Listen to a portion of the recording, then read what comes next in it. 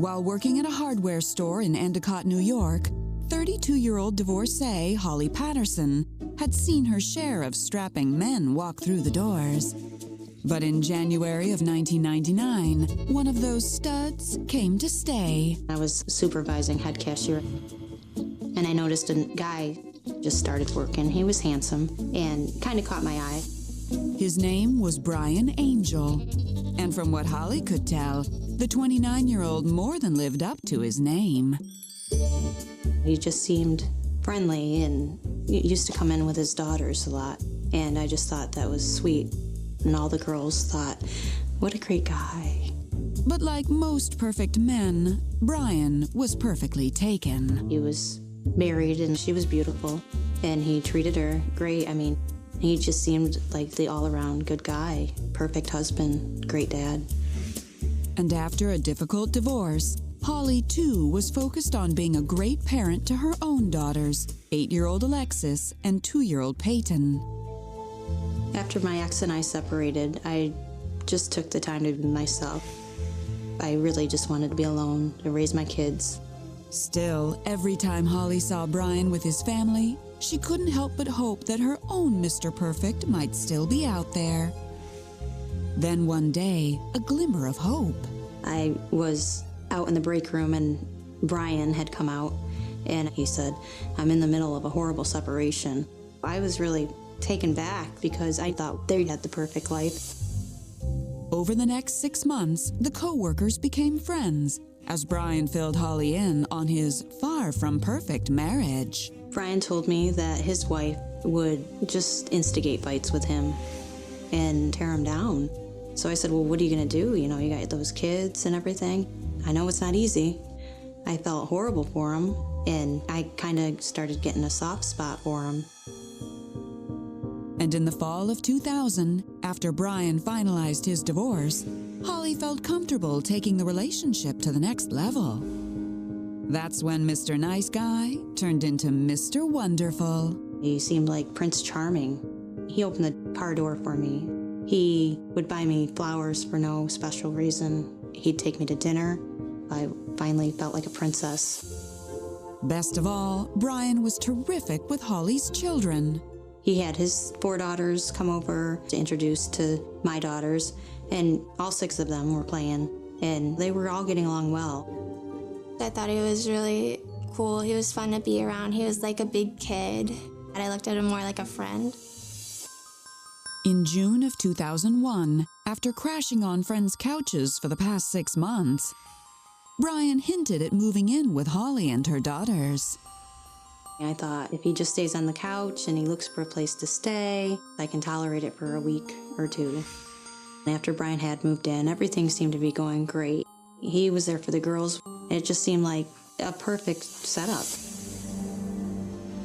But what seemed like perfection would become unspeakably flawed. He's a person that stretches boundaries. If you stretch them too fast, they snap. I can't imagine what went through his mind to think that he'd ever get away with it. And soon, Holly would see the devil lurking behind Brian's angel eyes. I couldn't believe that my whole world came to an end. It just crashed down on me.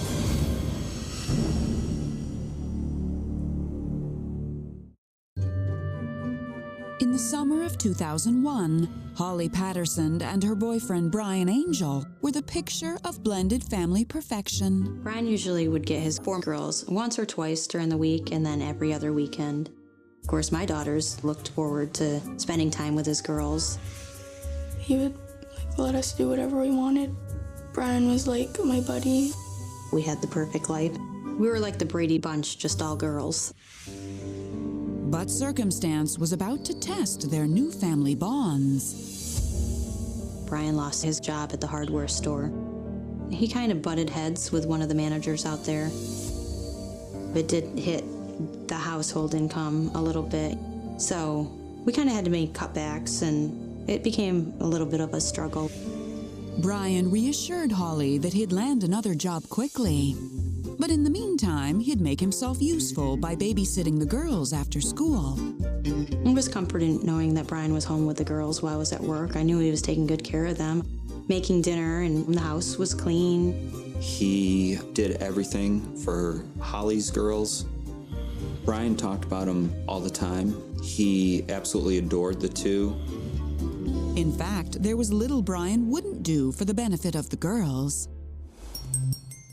On Alexis's 9th birthday party, she had about 8 girls spend the night. And then later that night, after we went to bed, something woke me up. And I looked, and Brian wasn't in bed with me. So I went to go look for him. And when I went to the girls' room, I noticed that Brian was in there. And I said, "Brian, what are you doing?" And he got up real quietly and, "Shh, one of the girls were choking. I took her a glass of water. Go back to bed." And I said, "Okay." I'm glad he heard her. For months, the Patterson Angel clan coasted along, with Holly bringing home the bacon and Brian holding down the fort. But in the winter of 2002, Holly noticed a change in her older daughter Alexis's attitude toward Brian. They still thought he was funny, but now he would discipline them if they were bad. I noticed Alexis was kind of pulling away, kind of giving him dirty looks and rolling her eyes once he started playing the stepfather role. Rough patch with Alexis aside, things were looking up for the family when Brian found a great new job as a union carpenter. We worked on the same job sites, and it was always great to work with Brian. Brian was the one that anytime you needed help, he was there. Everybody kind of counted on him. Whatever it needed to be, he was always helping. Brian's kindness and generosity was unmatched, right down to the family's bedtime ritual. Every night before bed, the girls would go to bed with a drink. Brian would get their drinks all ready to go. He'd have Peyton's sippy cup ready with juice, or Alexis's glass of water ready to go. He often made my tea to go to bed, and I thought that was sweet. But sweet dreams soon became a thing of the past when Peyton started having nightmares. Peyton would start yelling for me, "Mom, come here, Mom," and crying. I'd go up and I'd say, "What's the matter, honey? I had a bad dream," and I would soothe her back to sleep. And Brian would get really mad at me for going in and comforting her. And he'd say, "She needs to grow up. She can sleep through the night." And she'd ask me to lay down with her. And I wanted to because I wanted to comfort her, but I knew that if I started that ritual, and I knew I'd do it every night.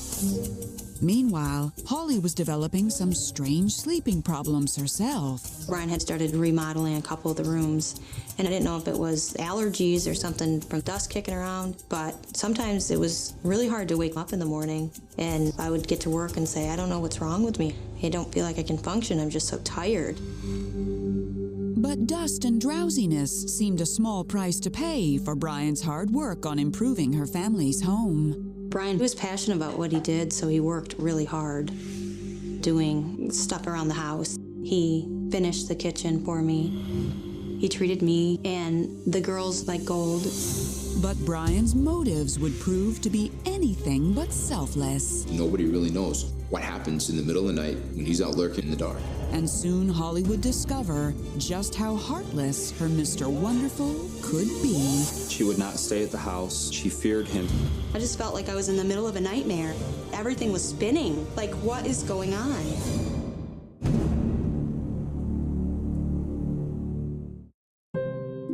Despite a few sleep issues, in the summer of 2005, Holly Patterson and her boyfriend Brian Angel were living a storybook life. But one night, Holly awoke to a disorienting sight. I woke up and Brian was standing right at the end of my bed, underneath the opening to the attic. I said, "What are you doing?" And he kind of looked at me funny, like I scared him. And he said, "Killing a bug." And I really didn't think anything of it. I was half asleep, so I kind of just let it go. And shortly after Brian started his new carpentry job, Holly noticed he seemed to have a short fuse. Most of the time, Brian was great to be around, but once he would get angry about one little thing, it was an explosion of anger and him throwing things and screaming. Brian was changing in ways Holly never expected. He even began drinking frequently. I didn't know what was going on. It seemed to be a daily thing. causing a strain on a relationship because he was coming home at 7 or 8 at night, drunk, and he would just be cocky and ornery, and his Mr. Perfect kind of started to fade. After 5 years together, it seemed this Brady bunch was losing its shiny, happy veneer. Especially when Holly noticed Alexis, now 13, was starting to become an introverted teenager. Alexis was really kind of withdrawn. She secluded herself to her room a lot. But Holly was taken aback when Brian said Alexis had started showering in the dark. And I said, well, I didn't even know she turned the light off. You can see from down the stairs if the lights are off. And I said, she can take a shower in the dark if she wants to. She was very private, kept to herself. I noticed Nikki, her best friend that used to be here on a daily basis, wasn't coming over anymore. And I asked her, where's Nikki? And she kind of passed it off to being in the middle school and them kind of drifting apart. So Holly was grateful when Brian suggested some BFF bonding time for the girls in the country. I had to stay back here and work, so Brian offered to take the girls up to Seneca Lake to go jet skiing and, just have a good weekend together. But when they returned, Alexis let her mother in on a secret. She said, Brian let Nikki get drunk. I said, she's 13. And she said, yeah, and he drank with her. So I said, really? Are you kidding me? I was shocked. So I went to Brian right away. Brian explained he'd found Nikki sneaking around with a bottle of alcohol she'd found. He said, I didn't let her drink. So I was really bothered by it. Combined with the escalation of his own drinking and aggressive outbursts, Holly began to reconsider their relationship.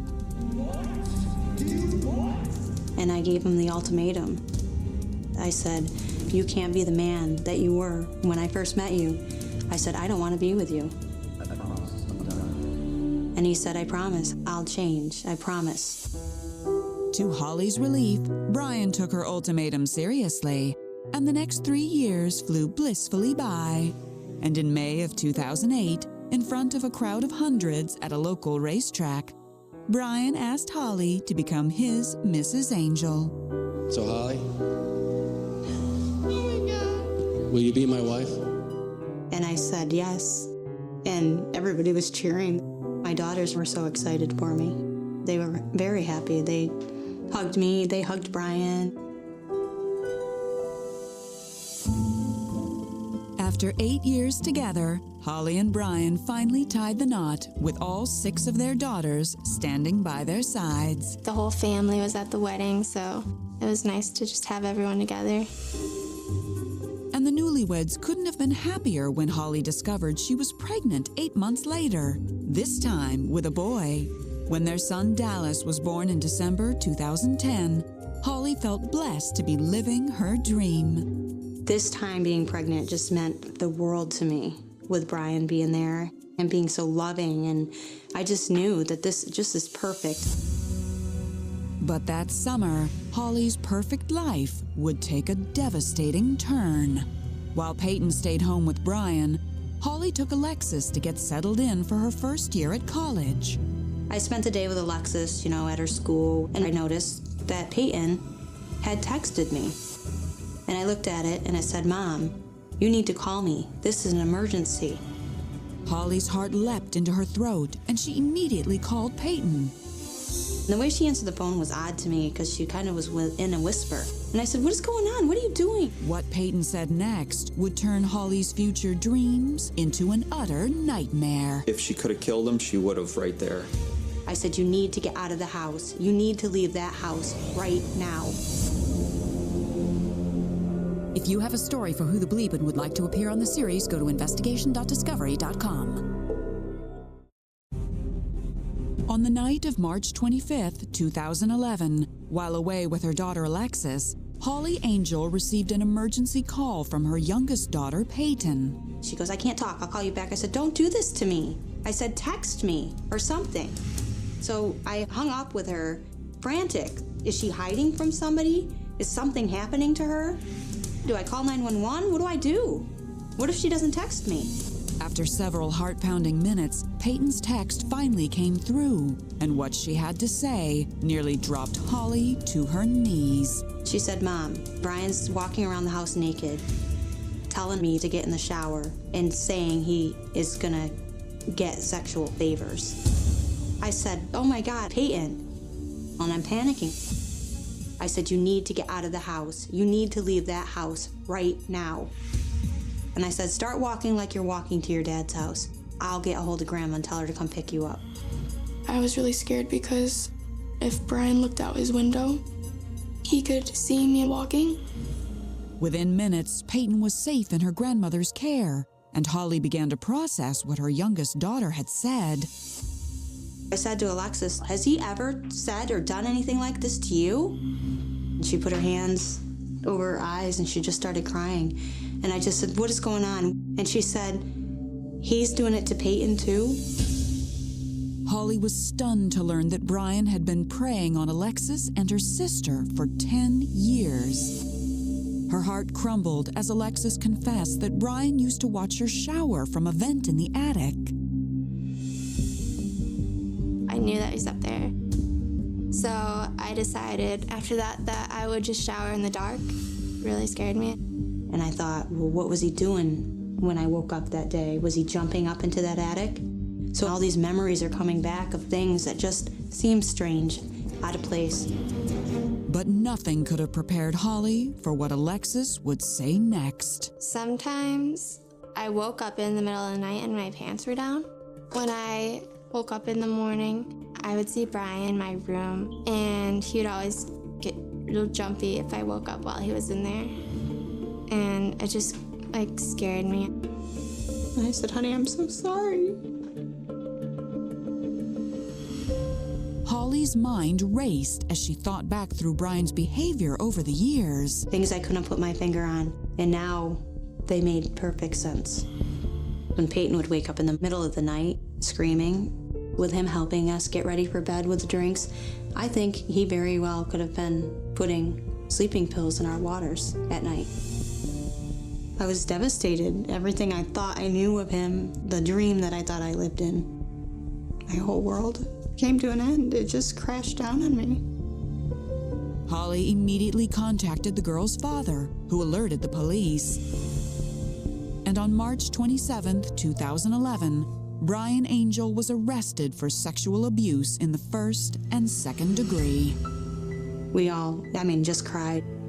I thought I had a wonderful marriage, and it never was. And my husband, that I thought was the man of my dreams, just got arrested for sexually assaulting my two girls. And Holly's daughters were not the only victims. While Brian had not preyed on his biological children, after his arrest, several neighborhood girls came forward with their own tales of abuse while on playdates at the Angel home. He was always lurking, always sneaking, and so all the kids recall pants off, underwear off, but they don't know how it happened in the middle of the night. And that camping trip to Seneca Lake? Brian had actually supplied Alexis's friend Nikki with the alcohol she supposedly found. He wanted to be the fun dad, the fun father, we're going to give him alcohol and stuff like that. But this is part of the grooming process to get him to the next level where he can do things for his own sexual gratification. On February 15, 2012, Brian Angel pled guilty to first and second degree sexual abuse for molesting Alexis and Peyton. But rather than endure a painful trial, the additional victims agreed to a plea deal. The kids in this grand jury room were crying, and you feel terrible for them. It's basically a plea deal to avoid the trial, so that no other charges would be brought against them, and avoid a lot more hurt and let the healing begin. Brian Angel was sentenced to 3 years in prison. Today, Holly struggles to believe that Brian Angel, her charming, handsome husband, was really a devil in disguise. I just felt tricked. I felt betrayed by everything. Nothing was real. Nothing, not even him, He was able to fake this wonderful man, and the real him was that monster. And even though the experience has been difficult, Holly and her girls are determined to get through this together. My mom and I have always been really close. I always felt like I could talk to her about anything. Now I really can talk to her about anything, and I just feel free. I'm healing from it now, so I feel a lot better about it. I'm so glad that he's gone and we don't have to deal with that anymore. You take it day by day. Every day's better. We're healing from it. We're moving forward together.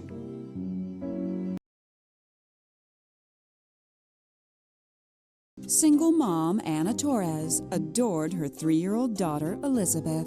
I was 16 when I got pregnant with Elizabeth. My heart was filled with joy. I was just elated to have my first child, a little girl. But Anna felt trapped in her relationship with Lizzie's father. It was a bad relationship. I wanted better. I wanted to move on. So in the summer of 1997, Anna found the courage to leave. She moved from Anaheim to Orange, California, and got a job working as a dispatcher for a local tow truck company. I felt a sense of accomplishment. I was able to move on with my life. Anna was focused on building a good life for Lizzie. Romance was the last thing on her mind. But that fall, Anna realized a coworker was paying close attention to her. I would work the night shift. He would come in because he was a tow truck driver. He would just chat. I wasn't looking for anybody at that time, but he was pretty persistent with coming around, bringing lunch, flowers at times.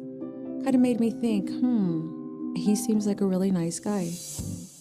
The man's name was Ed Montano, and over the next few months, Anna was surprised by how comfortable she felt opening up to him. And even more surprised when her stories of past relationship dramas and being a single mom didn't send Ed running for the hills. I wouldn't say there was a chemistry attraction there, but he didn't seem like he would hurt a fly. He genuinely seemed like he cared, like he wanted to comfort me. Anna and Ed's friendship quickly blossomed into romance. And after 6 months of dating, Anna was excited to meet Ed's adoptive parents and learn more about his family. But the visit would leave Anna with more questions than answers. Ed and his father walked away to have a conversation, and his mother started to make small talk, and I started to talk about my daughter. And she did not know that I had a child. And she said, "You have a child?" And I said, "Yes. Didn't Ed tell you?" And she said, "No."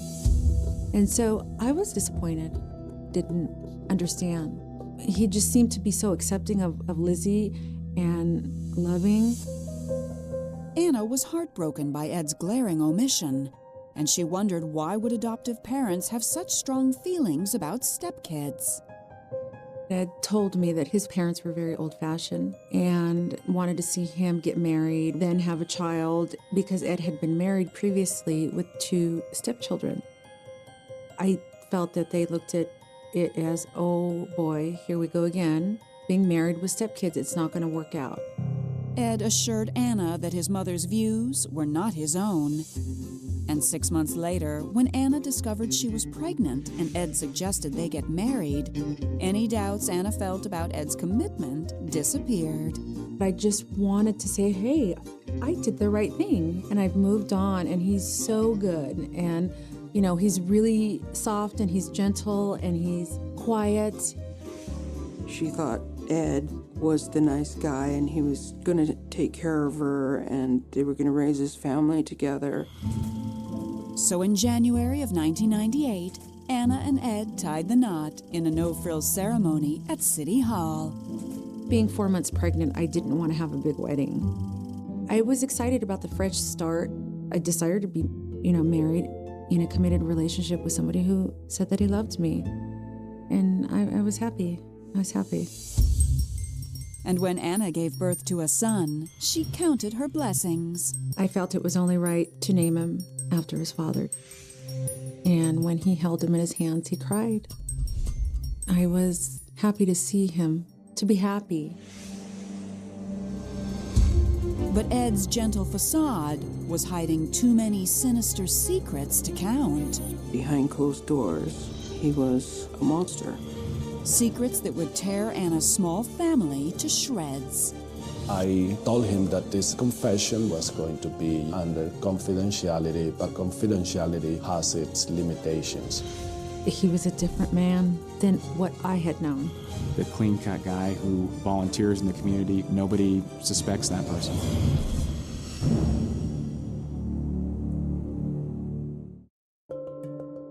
In the summer of 1998, newlyweds Anna Torres and Ed Montano had just welcomed a baby boy into their blended family.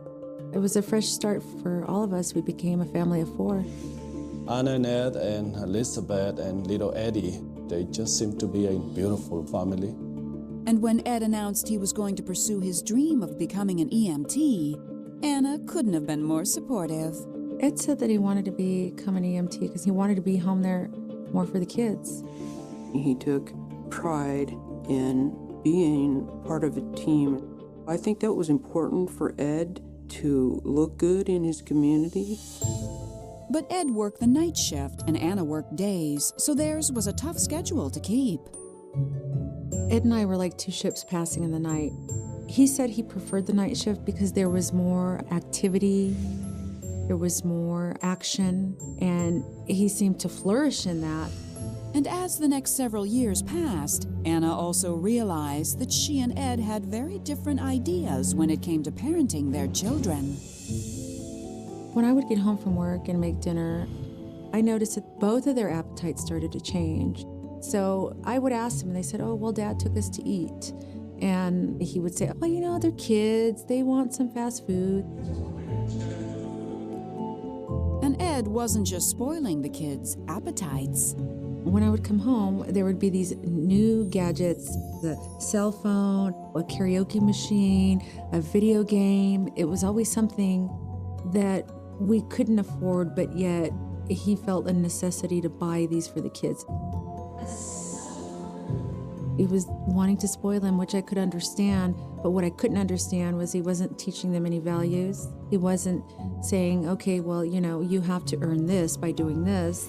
Anna was irritated by Ed's lazy parenting, but she knew the kids were in safe hands, so she pushed her feelings aside. Until one day, when Anna received a call from Lizzie's school, asking why she had been absent that day. It was about when Lizzie was in 5th grade or so. I thought something terrible had happened. I started to really panic. I just left work and took off like a bat out of hell. When Anna got home, Lizzie was nowhere to be seen, and Ed was fast asleep. I just shook him as hard as I could and said, "Where's Elizabeth? Where's Elizabeth? The school called, she's not there. Where is she?" And he just turned around and he said, "Oh, she's at her friend's house across the street playing." I said, "She didn't show up to school today." And he said, "I know, she was sick." And I remember turning around, looking at him saying, "If she's sick, then why did you allow her to go play at her friend's house?" That doesn't make any sense. And so I was angry. If she was genuinely sick, then why didn't he call me? Ed apologized and agreed to call Anna if there was ever an issue with the kids. Over the next several years, life went pleasantly by for Anna and her family. But as Lizzie approached her teen years, Anna noticed a troubling change in her daughter. Lizzie did seem to be withdrawn at certain periods in her life. And I always attributed that to her age and growing and developing into a young woman. Anna also noticed signs of depression in her husband. Ed would flip-flop from being a passive and loving and wanting to help to a person that kind of switched, changed, became depressed, and then his behavior became more and more withdrawn. I noticed him spending more time in the bedroom, not communicating. Anna wondered what was happening to her family. And in the spring of 2007, when they moved to a small town in Nevada, she hoped the change of scenery would do them good. But before long, Anna would learn that her family's mood swings were the least of her worries. He came across as a great guy. People didn't realize what was really underneath. Nobody suspected him. He was an EMT, so people in the community trusted him. I immediately got these butterflies in my stomach thinking, oh my gosh, what is wrong?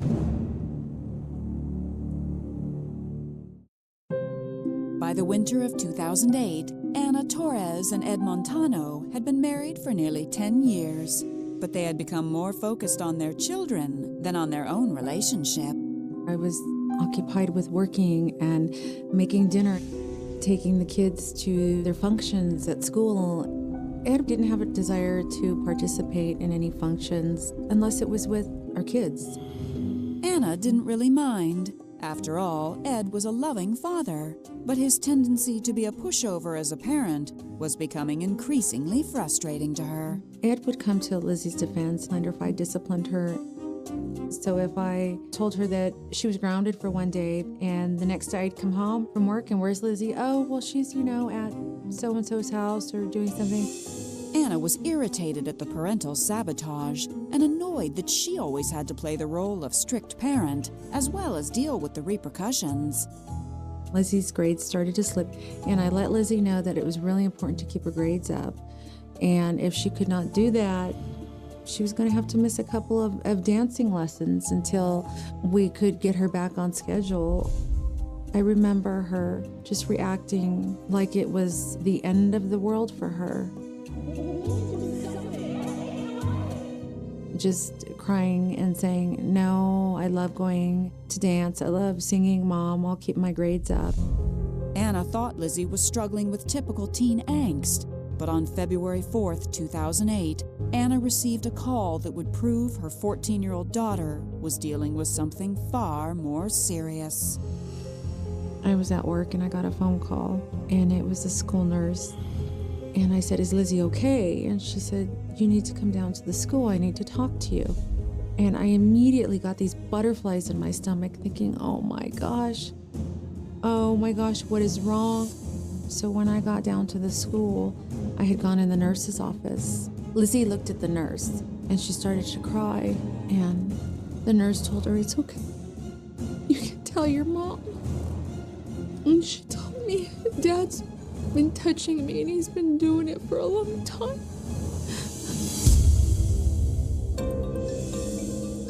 And I just hugged her and I told her I would stand by her, and I believe her and I would support her. At that moment, that's all I could do. The revelations were gut-wrenching. Anna learned that Ed Montano had been molesting Lizzie since she was 5 years old. After taking Elizabeth to the police station to file a report, Anna turned her focus to confronting her husband. My mother had taken Lizzie and my son to her home so I could confront Ed. When I got home, he sat down at the table and I looked right at him and I said, Lizzie said that you have been sexually abusing her. Immediately, he put his head down and he said it's not true, but he wouldn't look at me. I was standing by the stove and I remember that block of knives being there, and I just wanted to pick it up and just stab him with it. I was so angry. Anna immediately kicked Ed out of the house. She had a hard time focusing in reality. One day, she's married, and then the next day, everything that she thought to be true was just falling apart. I didn't know if it was both of my children that he had abused. I spoke with my son and asked him if he also had been abused, and he had not. Started to analyze everything, every gift he had bought, everything that he had done. What did I miss? What didn't I see? It just started to all kind of fit together and make sense. Ed hadn't been spoiling the kids or shirking his parental responsibility. He had been bribing them to keep them quiet. He would buy him a soda or chips or something like that. And then he would take Elizabeth into the bedroom and shut the door so that Eddie wouldn't see it. He'd put a movie on for Eddie so that he'd sit down and watch it so that they were alone in the bedroom without any adult supervision, without any other witnesses around. And Anna began to wonder if her in-laws' objection to Ed marrying a single mother was caused by something far worse than their old-fashioned values. Did they know about Ed's secret? My head was in a cloud. I cried. I tried to keep it together for my kids. But when you're told that a man that you've been married to for 10 years is a monster, there was no way to process that information. But as Anna and her family tried to heal, they would soon learn that Ed was more than a child molester. He was living that lie for so many years. He was able to manipulate all these people. His dark secrets went much, much deeper. The person that I was married to didn't exist. If you have a story for Who the Bleep and would like to appear on the series, go to investigationdiscovery.com. In February of 2008, Anna Torres was struggling to comprehend that her husband had been molesting her 14-year-old daughter Lizzie for 9 years. It's really hard to accept that somebody that you love and you trust and you've been married to for 10 years would harm your children. But Lizzie's confession was just the first step on a painful path to justice. Ed told her, if you tell, then the family's going to fall apart. Your mom's going to be upset. I'm going to go to jail. And so the things that Ed had told her would happen started to happen. Because of Ed's powerful manipulation, Lizzie felt responsible for breaking up the family and was afraid to take any further action against Ed. Elizabeth had to go to therapy to mentally get to a place where she could talk about it. So for the next 18 months, Lizzie worked with a forensic psychologist. But that meant 18 months that Ed was out free and allowed supervised visits with his 10-year-old son. It was torture for me and my family, thinking that he was going to be able to go free.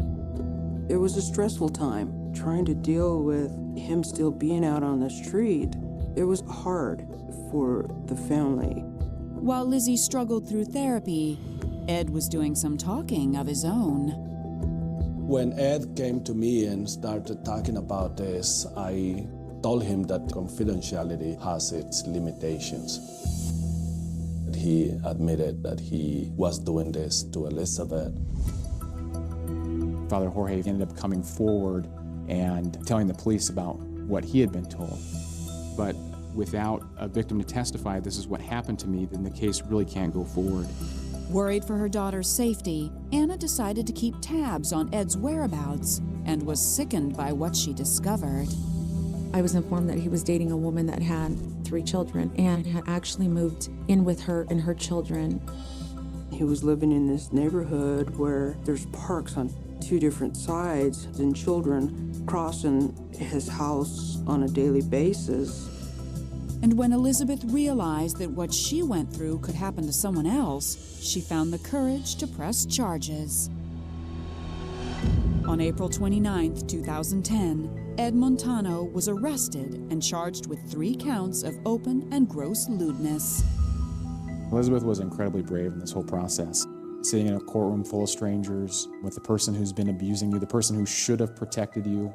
She was having to go through that again, all because this man wouldn't come forward and say he was guilty.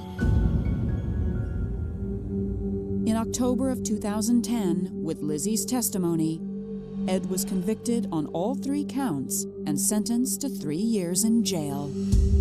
Terrified that Ed would be out soon and able to abuse more victims, Anna decided to do some investigating of her own. I started to look back and analyze everything that he would say, things that just didn't click or didn't make sense. That's when I decided to make an anonymous phone call to immigration. And Anna's instincts were spot on. Ed was not a citizen of the United States and had a felony arrest for a burglary. And so we didn't want him to be kicked out of the country before we could get that conviction on him. So what I discussed with immigration was that we would go forward with our charges first. The man that I knew as Ed Montano in reality was a man named Manuel Dominguez. He was born in Mexico and he was given to this couple and brought to the United States. Anna's son was named after a criminal and a ghost. As devastating as this information was to Anna, she was relieved to know that Ed would be deported back to Mexico upon his release from jail and not allowed back in the country. No way in hell was I going to let him walk away and not be punished for what he did to my child. Today, it is nearly impossible to describe the effect Ed Montano's betrayal has had on Anna Torres and Elizabeth. I feel like he sought me out to prey on somebody who was young, naive, and came out of a bad relationship. While Elizabeth still struggles with the emotional wounds left behind by abuse, she is determined to put it behind her. Elizabeth is still a very caring person, and I think that says a lot about her. And Lizzie continues to look to her mother for inspiration, who has finally found the true love she so desired. And now I know what a healthy love relationship is. So I choose to move forward, and I choose to go on with life. There is a profound, almost sacred tranquility that defines the remote corners of the South Pacific. When you imagine Pago Pago, the capital of American Samoa, your mind naturally drifts to visions of emerald volcanic peaks rising dramatically from deep, sapphire waters. You think of the heavy, warm humidity, the gentle rhythm of island life, and a community deeply rooted in ancient traditions and tight-knit family bonds. It is a place where geographical isolation acts as a natural fortress against the frenetic chaos and rampant violence that often plagues larger, mainland cities. In a territory so deeply interconnected, where neighbors are often relatives and every face is familiar, the social fabric is woven with an unspoken pact of mutual respect and collective peace. Crime, of course, exists everywhere humanity resides, but the kind of cold, calculated, military-scale violence that dominates international headlines is a phantom here. It is an alien concept, something watched on television screens, a distant reality separated from the shores of Tutuila by thousands of miles of endless ocean. But on the morning of July 22, 2010, that invisible fortress of peace was entirely obliterated. The events of that single day did not just break the law, they fractured the very psychological foundation of American Samoa. It was a day that introduced a level of brazen, tactical brutality so shocking that it literally paralyzed the entire island. The epicenter of this trauma was not a dark, abandoned alleyway or a remote, unmonitored road.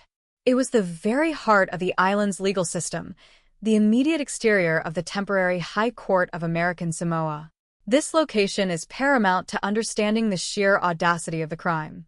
A courthouse is universally recognized as the ultimate sanctuary of order, a physical manifestation of society's agreement to resolve disputes through reason and law rather than blood and violence.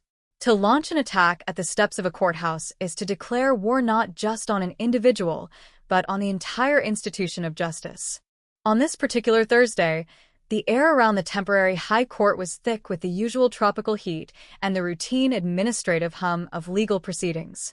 People moved about their business, attorneys carried files, and law enforcement officers maintained their standard, vigilant but relaxed perimeter. Among these officers was Police Lieutenant Lucilla Brown. In a community as close as Pago Pago, a police lieutenant is far more than just a badge number or a faceless enforcer of the state. Officers of his rank are community pillars, recognized figures of authority who have spent years navigating the delicate balance between enforcing American territorial law and respecting the deep, cultural nuances of the community they serve. Lieutenant Brown was a seasoned professional, a man whose presence commanded respect and whose duty was to ensure the safety of the citizens and the sanctity of the judicial process. As the morning progressed, Lieutenant Brown, accompanied by two other fellow police officers, prepared to exit the temporary High Court facility. It was a mundane action, a transition from the sterile environment of the courtroom back into the vibrant, humid reality of the island outside.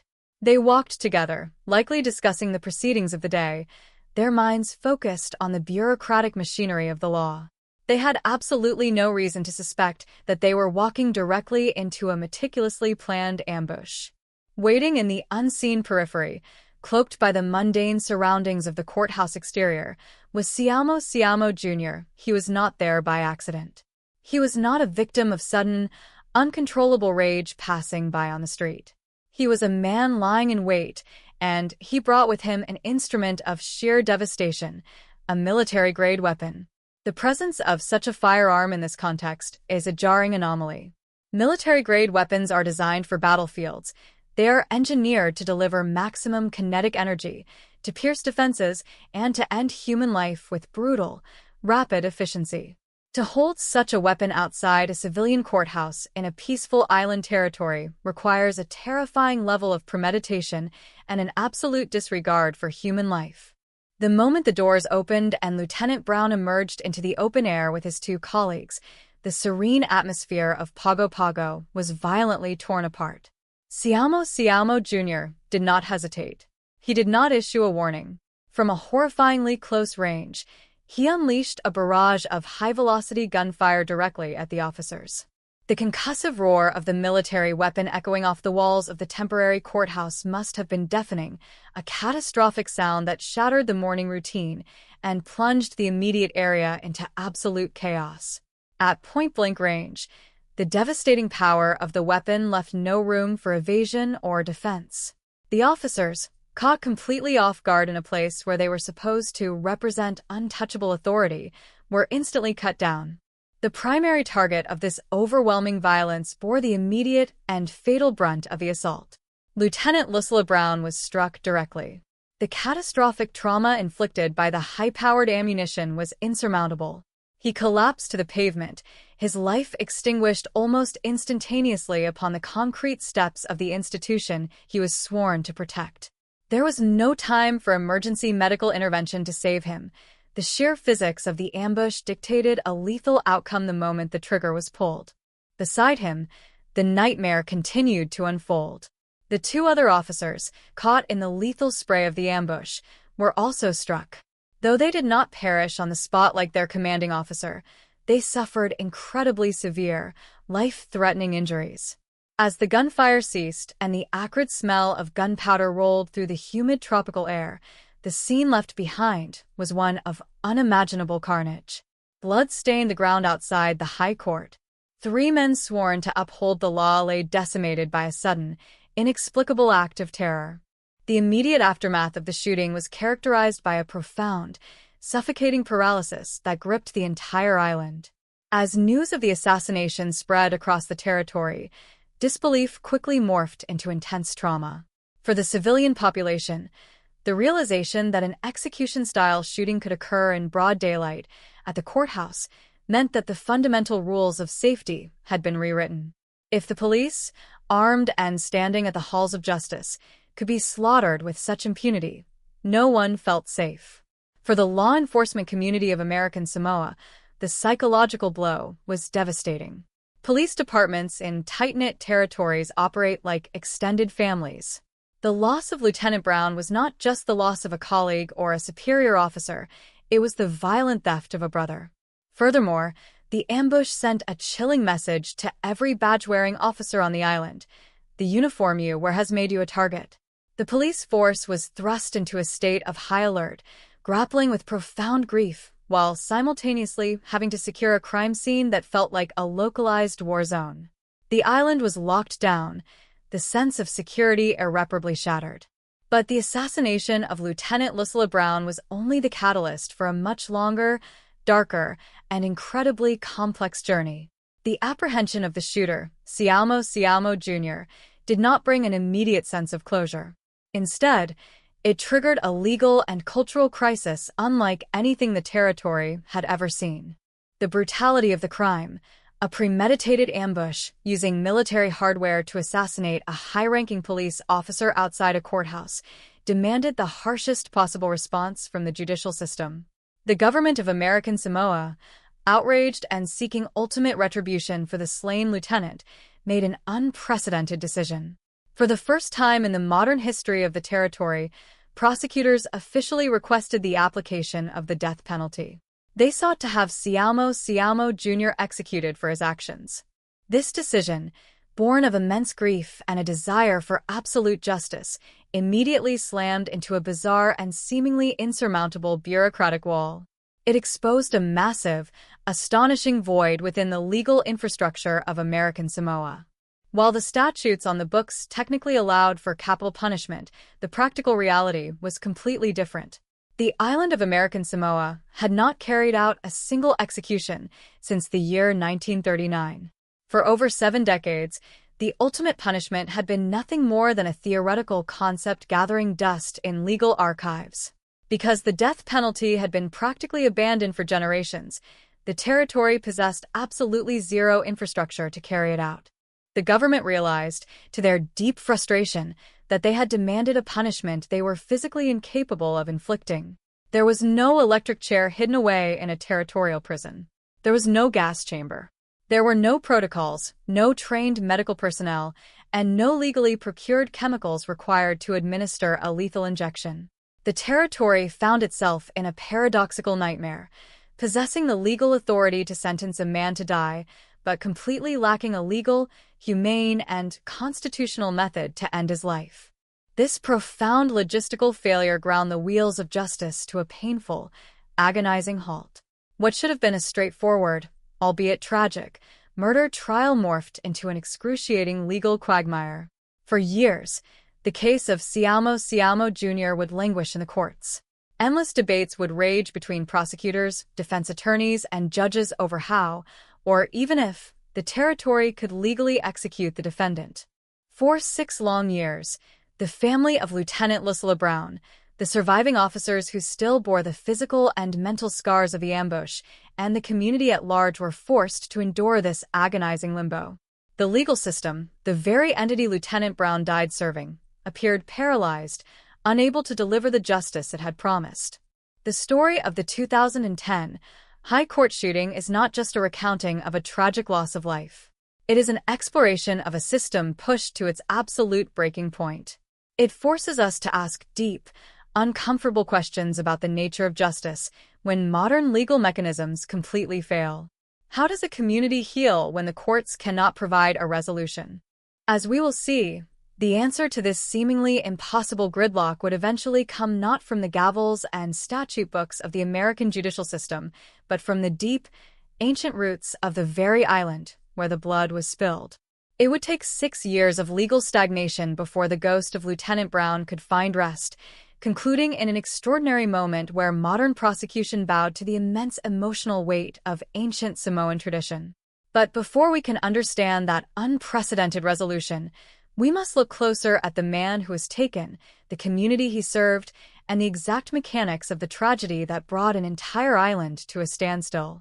To truly comprehend the magnitude of the tragedy that unfolded on July 22, 2010, one must first understand the unique ecosystem of American Samoa and the specific, irreplaceable role that a man like Police Lieutenant Lucilla Brown occupied within it. This is not a story that can be accurately mapped onto the grid of a sprawling mainland metropolis, where police officers and the citizens they serve are often separated by vast gulfs of anonymity. To understand the victim and the profound shockwave his assassination sent through the community, we must immerse ourselves in the landscape, the culture, and the deeply intertwined social fabric of Pago Pago. American Samoa is a remote, unincorporated territory of the United States located in the deep waters of the South Pacific Ocean, southeast of the sovereign state of Samoa. It is a place of breathtaking, rugged beauty, characterized by steep, emerald volcanic mountains that plunge dramatically into the deep blue of the harbor. Pago Pago, the territorial capital, sits on the main island of Tutuila.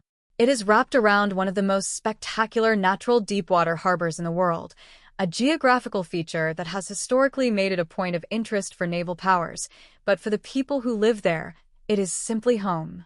The physical isolation of these islands is a defining characteristic of everyday existence.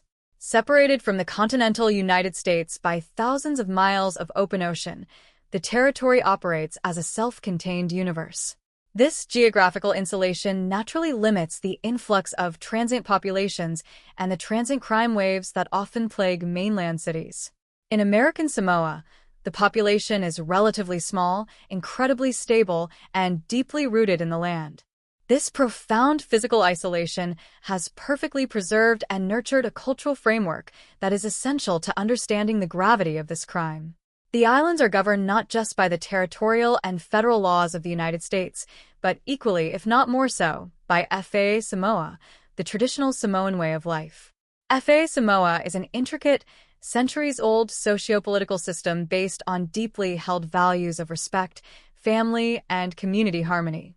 It is a hierarchical structure centered around the Aga, the extended family, and the Matai, the local chiefs who guide their families and villages. In this society, identity is not individualistic, it is communal. Everyone belongs to a family, every family is tied to a village, and every action reflects upon the entire collective. Therefore, maintaining peace and resolving conflicts amicably is not just a legal obligation, it is a profound cultural mandate. Outbursts of severe, deadly violence are incredibly rare because they threaten the very core of FA Samoa. They disrupt the delicate balance of communal harmony that the entire society works tirelessly to maintain. Within this deeply interconnected, culturally rich, and inherently peaceful environment, the American Samoa Department of Public Safety operates under conditions that are entirely foreign to mainland law enforcement agencies.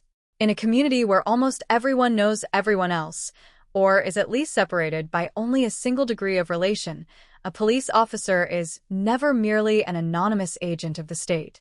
When an officer puts on the uniform in Pago Pago, they are policing their own relatives, their childhood friends, their neighbors, and their elders.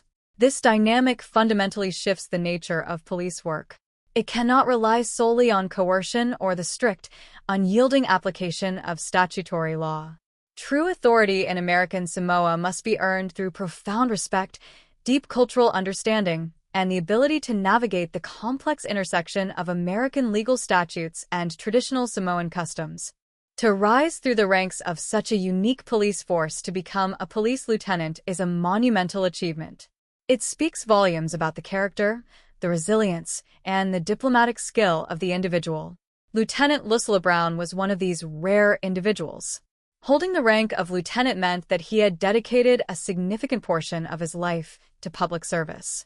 It meant he had spent years patrolling the tropical roads of Tutuila, responding to emergencies, and, most importantly, meditating disputes before they could escalate into serious violence. A lieutenant in the American Samoa Police Force is a senior leader, a mentor to younger officers, and a highly visible representative of the government's commitment to safety and order. Lieutenant Brown's position required a masterclass in balance. On one hand, he was sworn to uphold the laws of the United States and the territory, tasked with ensuring that the modern judicial system functioned effectively. On the other hand, he had to apply these laws in a way that respected the Matai system and the deeply ingrained cultural norms of his people. He was the bridge between the sterile, uncompromising text of the legal code and the living, breathing, complex reality of his island home. When citizens saw Lieutenant Brown, they saw a figure of unquestionable authority, but also a protector who understood them at a fundamental, cultural level. His uniform was a symbol of security in a territory that already prided itself on being a safe haven from the chaos of the outside world. The fact that Lieutenant Brown had achieved this status makes his story all the more poignant. Men in his position are generally insulated by a layer of profound community respect. Even those who found themselves on the wrong side of the law typically understood the boundaries of engagement. Violence against law enforcement, particularly premeditated, lethal violence against a senior officer, was considered practically unthinkable. It was a violation of both the law and the deepest tenets of FA Samoa. The community implicitly trusted that the men and women who protected them would themselves be protected by the mutual respect that governed island life. This deep-seated sense of security was heavily concentrated around the High Court of American Samoa. Located in the heart of the capital, the courthouse is the ultimate physical manifestation of the territory's commitment to justice and order. Even though the court was operating out of a temporary facility at the time of the incident, its symbolic weight remained absolute. It was the arena where disputes were settled through words, evidence, and legal precedent, ensuring that the community did not fracture into chaos. The area immediately surrounding the courthouse was naturally assumed to be one of the safest places on the entire island. It was an environment heavily populated by law enforcement personnel, legal professionals, and government officials. To stand outside the High Court was to stand under the protective umbrella of the entire justice system. The era leading up to the summer of 2010 was characterized by this pervasive, reassuring peace. The territory was functioning as it always had, a quiet, tropical enclave where the biggest concerns were usually typhoons, economic development, and the maintenance of traditional ways in a modernizing world. The violent crime rate was low, and the kind of sensational, militaristic violence that routinely filled mainland news broadcasts felt like fiction to the residents of Tutuila. The islands were, by all traditional metrics and internal feelings, undeniably peaceful. The police force, under the guidance of seasoned leaders like Lieutenant Brown, maintained order with a steady, familiar hand. There were no underlying currents of mass unrest, no widespread gang wars threatening to spill into the streets, and certainly no anticipation of a targeted assassination against the state. When Lieutenant Brown dressed for work on the morning of July 22nd, he would have prepared for another day of routine administrative and operational duties. His mindset would have been focused on the standard challenges of island policing, managing personnel, overseeing ongoing investigations, and coordinating security for the day's court proceedings. There was absolutely nothing in the atmosphere of Pago Pago, nothing in the historical precedent of the territory, and nothing in the immediate environment of the High Court to suggest that his life was in imminent, catastrophic danger. He walked into his day carrying the invisible but immense weight of his rank, completely unaware that the very uniform that commanded such respect had secretly marked him for death. The profound tragedy of Lieutenant Lucilla Brown is not just that a human life was violently extinguished, but that a vital pillar of a carefully balanced community was deliberately destroyed. He was a man who represented the safety, the order, and the cultural continuity of American Samoa. His presence on the force was a reassurance to the public that the system worked, that their unique way of life was protected. By examining the depth of his role, the cultural importance of his rank, and the deeply peaceful nature of the island he served, the true horror of what was about to unfold comes into devastating focus. The assassin who was waiting in the shadows outside the courthouse was not just preparing to kill a police officer. He was preparing to tear the very fabric of Samoan society apart. He was preparing to introduce a level of cold, calculated brutality that would permanently alter the psychological landscape of the territory. The loss of Lieutenant Brown was destined to leave a void that could never truly be filled, a raw, gaping wound in the heart of law enforcement and the community at large. As we move closer to the exact timeline of the attack, we carry with us the understanding of exactly who is lost: a leader, a protector, and a respected son of Samoa, standing on the threshold of an unimaginable nightmare in a place where nightmares were simply not supposed to happen. The morning of July 22, 2010, began with the familiar, oppressive humidity that characterizes the deep summer in the South Pacific. The sun rose over the jagged peaks of Tutuila, casting long, sharp shadows across the harbor and illuminating the capital in a brilliant, unforgiving light. For the residents of the island, and specifically for the personnel operating within the judicial system, it was a day defined entirely by routine. The temporary High Court of American Samoa was already pulsing with the quiet, bureaucratic energy necessary to maintain the rule of law. Clerks managed documents, legal counsels reviewed their arguments, and the law enforcement detachment assigned to the building maintained their standard vigil. The physical structure serving as the temporary court was a hub of continuous, orderly movement. It represented the safe, predictable machinery of civilization operating exactly as intended. There was no atmospheric shift, no sudden drop in barometric pressure, and absolutely no intuitive warning that this specific Thursday would tear a permanent hole in the history of the territory. To understand the sheer shock of what was about to transpire, one must visualize the architectural and psychological threshold of a courthouse exit. A courthouse is inherently a controlled environment. Everyone inside is subjected to scrutiny, their behaviors regulated by the solemnity of the judicial process. The heavy doors of the building serve as a physical barrier between the structured environment of the law and the unpredictable expanse of the outside world. When an individual steps through those doors to exit, there is a natural, involuntary relaxation of the senses. The immediate assumption is that the protective aura of the court extends to its immediate perimeter.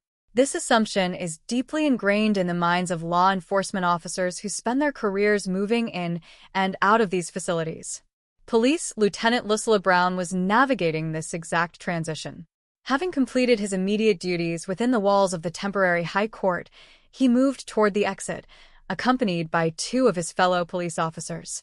They were walking together, a unified front of authority stepping out of the air-conditioned interior and into the heavy, tropical heat. Their posture would have been relaxed, their awareness calibrated to the typical, mundane activities of the street level. They were standing on the absolute bedrock of their jurisdiction, surrounded by the invisible but powerful shield of the law. They were completely unaware that the safety they perceived was an illusion, entirely dependent on a social contract that was about to be unilaterally shattered. Just beyond their line of sight, obscured by the structural angles and the everyday visual clutter of the courthouse exterior, the reality of their environment had been drastically altered. Siamo Jr. was positioned in the immediate vicinity, completely still, waiting with terrifying patience. The data surrounding this event does not provide us with his internal monologue or the specific pathway that led him to this exact physical location, but his presence alone speaks volumes about the depth of his premeditation. This was not a spontaneous encounter or an argument that escalated out of control. It was a calculated, deliberate ambush. To execute an ambush requires a specific mindset, one entirely detached from the norms of human empathy and societal rules. It requires the perpetrator to view other human beings not as individuals, but as targets moving into a predetermined kill zone. The most horrifying element of this premeditation was the instrument he chose to bring into this civilian space. Siamo Jr. was armed with a military-grade weapon. In the context of a peaceful island territory, the presence of such a device is an aberration of the highest order. Military-grade firearms are engineered for a singular, devastating purpose. They are not designed for self-defense or the measured escalation of force typically utilized by civilian law enforcement. They are designed to project overwhelming kinetic energy, to cycle ammunition at a terrifying rate, and to inflict catastrophic, unsalvageable biological trauma. They are weapons of war, completely alien to the quiet streets surrounding the judicial heart of American Samoa. The very act of transporting such a weapon to the courthouse, concealing it, and maneuvering into a firing position demonstrates an unyielding commitment to extreme violence. As the doors of the temporary high court opened and Lieutenant Brown emerged with his two colleagues, the timeline of the territory fractured. The transition from absolute peace to absolute devastation took only seconds. The officers stepped into the sunlight, their vision adjusting to the glare, completely exposed and entirely defenseless against the threat waiting in the periphery. Siamo Jr. initiated the attack with brutal, mechanical efficiency.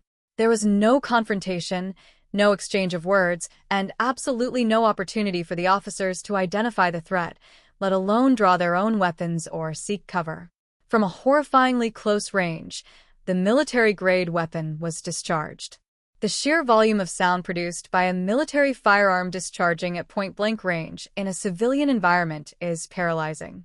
It is not a sound that the human ear naturally processes.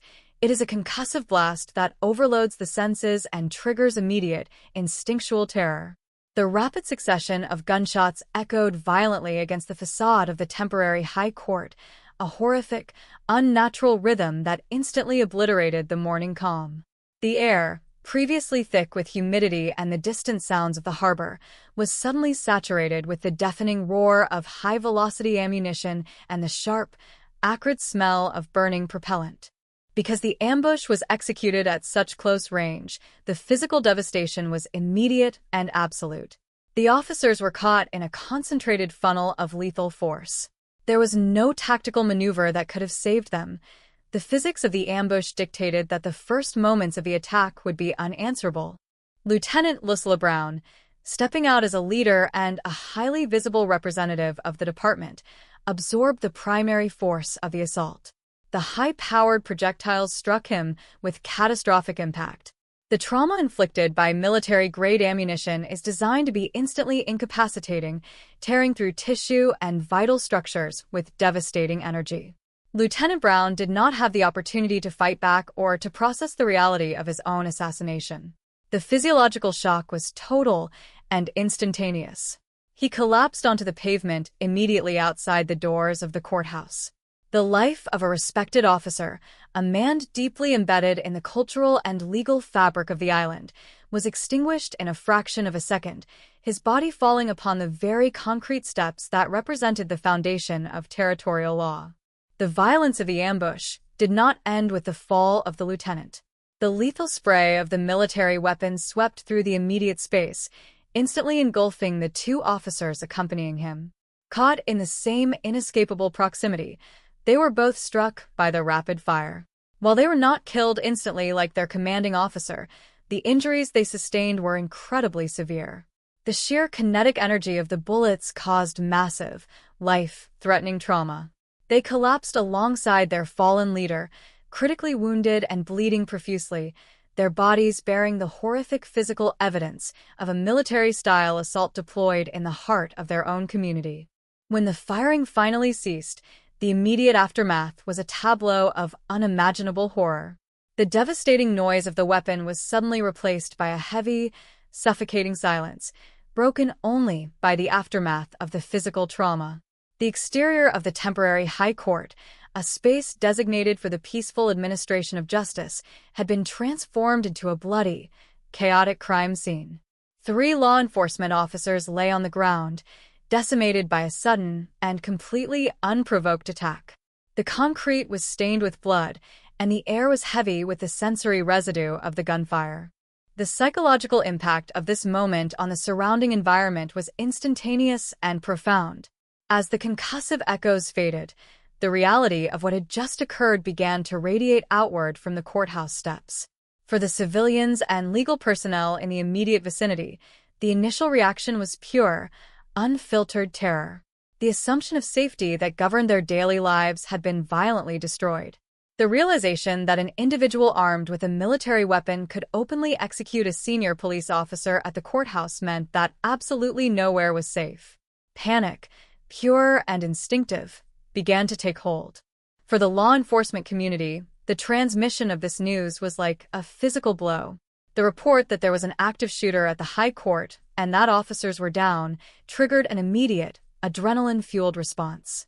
But as the details crystallized, as the identity of the primary victim was confirmed as Lieutenant Lucilla Brown, the professional response was violently intertwined with profound personal trauma. The department was not just responding to a critical incident, they were responding to the targeted slaughter of their own leadership. This single event effectively paralyzed the entire island of Tutuila. The structural integrity of their society felt as though it had completely collapsed.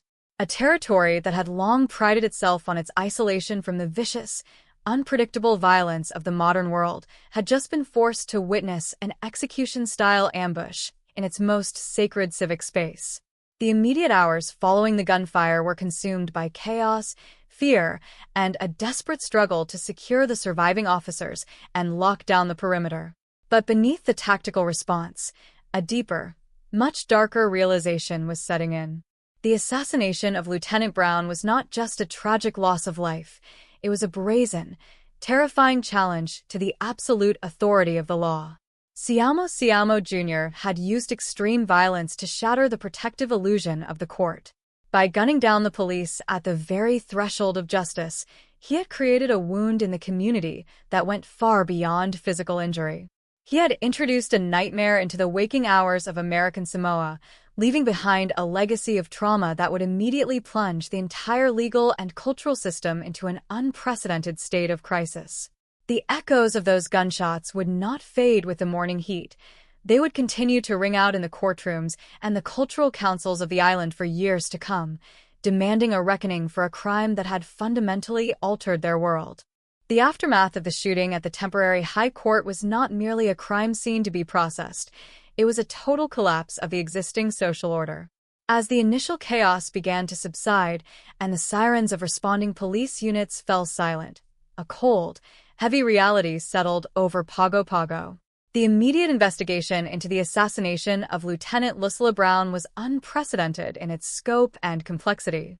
For the investigators on the scene, The challenge was not just to collect forensic evidence or identify a suspect, though these tasks were paramount, but to maintain the composure of an entire territory that was currently teetering on the edge of panic. The investigators were dealing with the most horrific act of violence in modern memory, and they were doing so while grieving the loss of a brother-in-arms who had been their colleague and mentor. The forensic processing of the area immediately surrounding the courthouse steps was meticulous, a grim task performed in the shadow of a profound collective trauma. Every shell casing recovered, every bullet trajectory analyzed, and every witness statement gathered served to document the clinical, cold-blooded nature of the ambush. The investigation quickly transitioned from the immediate tactical response to the deeper, more complex work of understanding how such an event could be manufactured in a society like American Samoa. Law enforcement officers, detectives, and federal authorities working in the territory faced an environment where investigative work was inherently shaped by deep familial and cultural ties. Every lead in the investigation of Siamo Jr. was evaluated not just through the lens of forensic science, but through the sensitive, intricate web of island relationships. The suspect was no longer an anonymous perpetrator. He was a man whose presence, motivations, and background had to be interrogated against the backdrop of his standing in the community.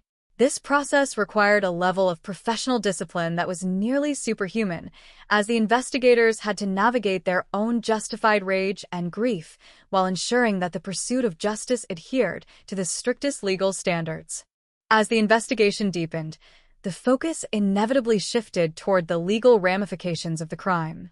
The investigators and prosecutors realized very early on that they were dealing with a scenario that pushed the boundaries of the territory's judicial infrastructure. The evidence against Siamo Jr. was overwhelming, but the act itself was so heinous, so fundamentally contradictory to the peace of the islands, that the standard legal response felt insufficient. The government of American Samoa found itself in a position of intense public pressure to deliver not just a sentence, but a form of retribution that acknowledged the absolute destruction the shooter had unleashed. This pressure culminated in the unprecedented decision to seek the death penalty. It was a move that signaled the gravity of the assassination and the total rejection of the shooter's actions by the legal apparatus. However, this demand for ultimate justice immediately transformed the investigation into a sprawling, bureaucratic entanglement. The investigation phase was quickly eclipsed by the legal maneuverings that would characterize the following 6 years. As the prosecutors formally lodged their request for the death penalty, the court system was forced to confront an uncomfortable, long-neglected truth. The theoretical authority of the capital sentence had no practical foundation in American Samoa. Investigators and court officials discovered that while the law allowed for such a punishment, the infrastructure for its execution had been completely dismantled, both physically and administratively, over the previous 70 years. This discovery acted as a massive, grinding gear in the machinery of the justice system. The focus shifted from the investigation of the murder to an exhaustive, agonizing inquiry into the mechanics of death. This period was marked by an intense, often sterile debate regarding the feasibility of the prosecution's demand. The investigators, who had done their duty with precision on the day of the shooting, now watched as the legal system became trapped in a cycle of motions, hearings, and constitutional arguments.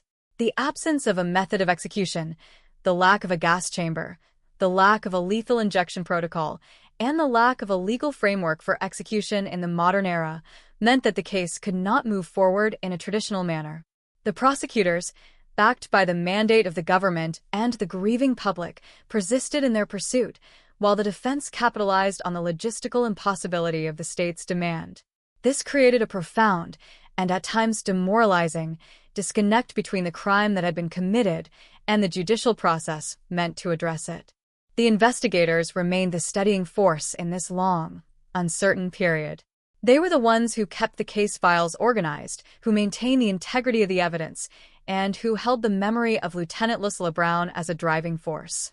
They witnessed the toll that the stagnation took on the surviving officers and the family of the slain lieutenant.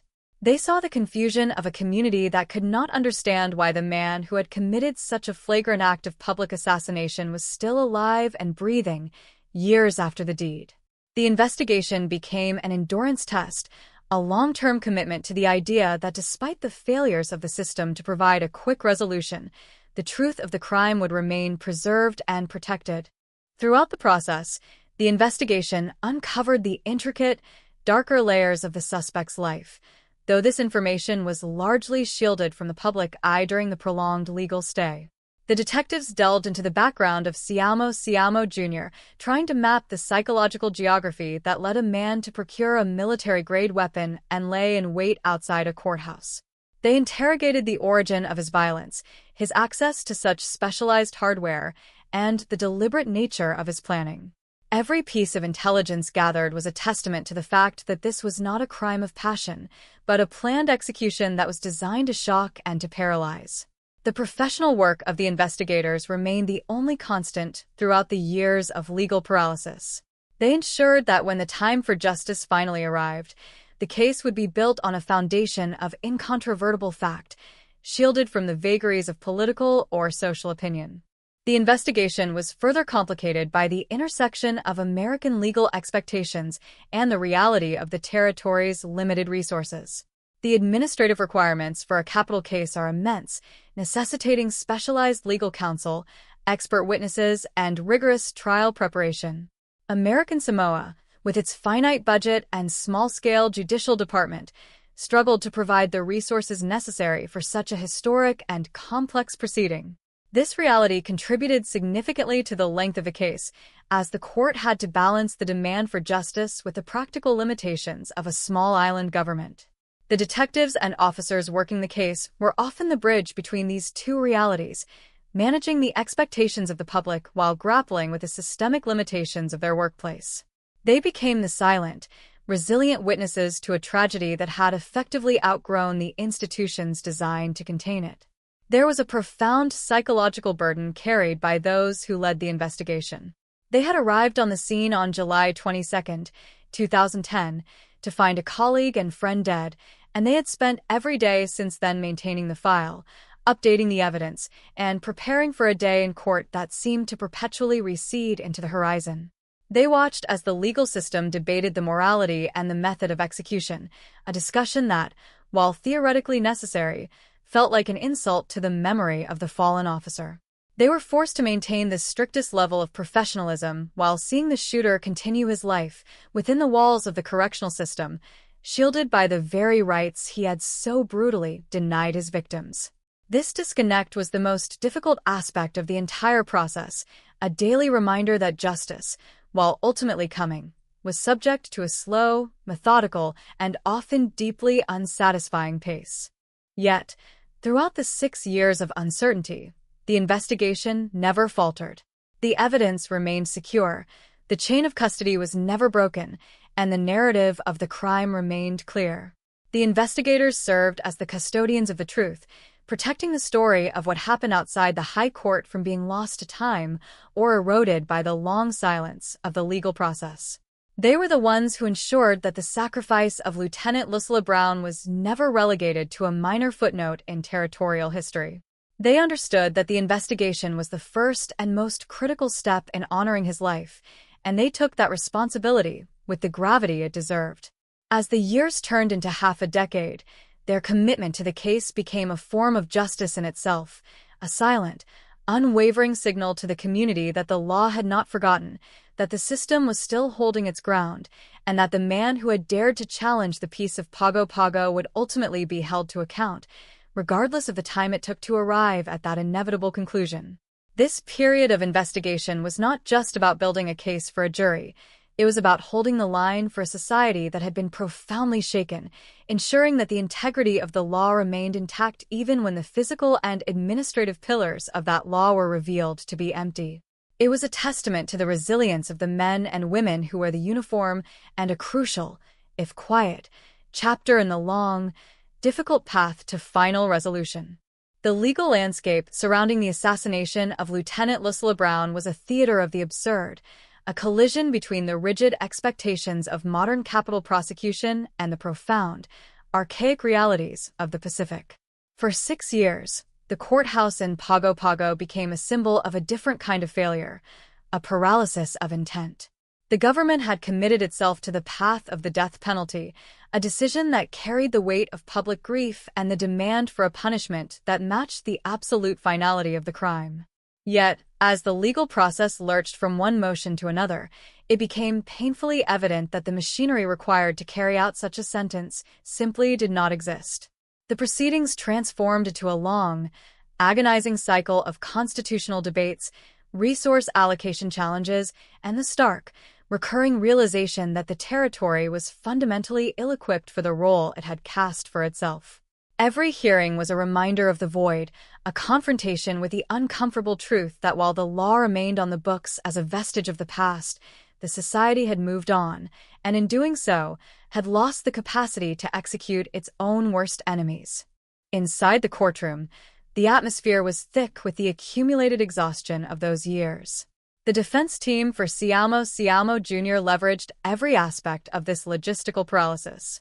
They highlighted the constitutional and practical hurdles of the death penalty with surgical precision, forcing the state to defend not just the conviction, but the very possibility of the punishment. Every time the prosecution moved forward, they were met with the harsh reality that they were advocating for a mechanism that was not only absent from the prison system, but also deeply out of sync with the moral and social evolution of the island.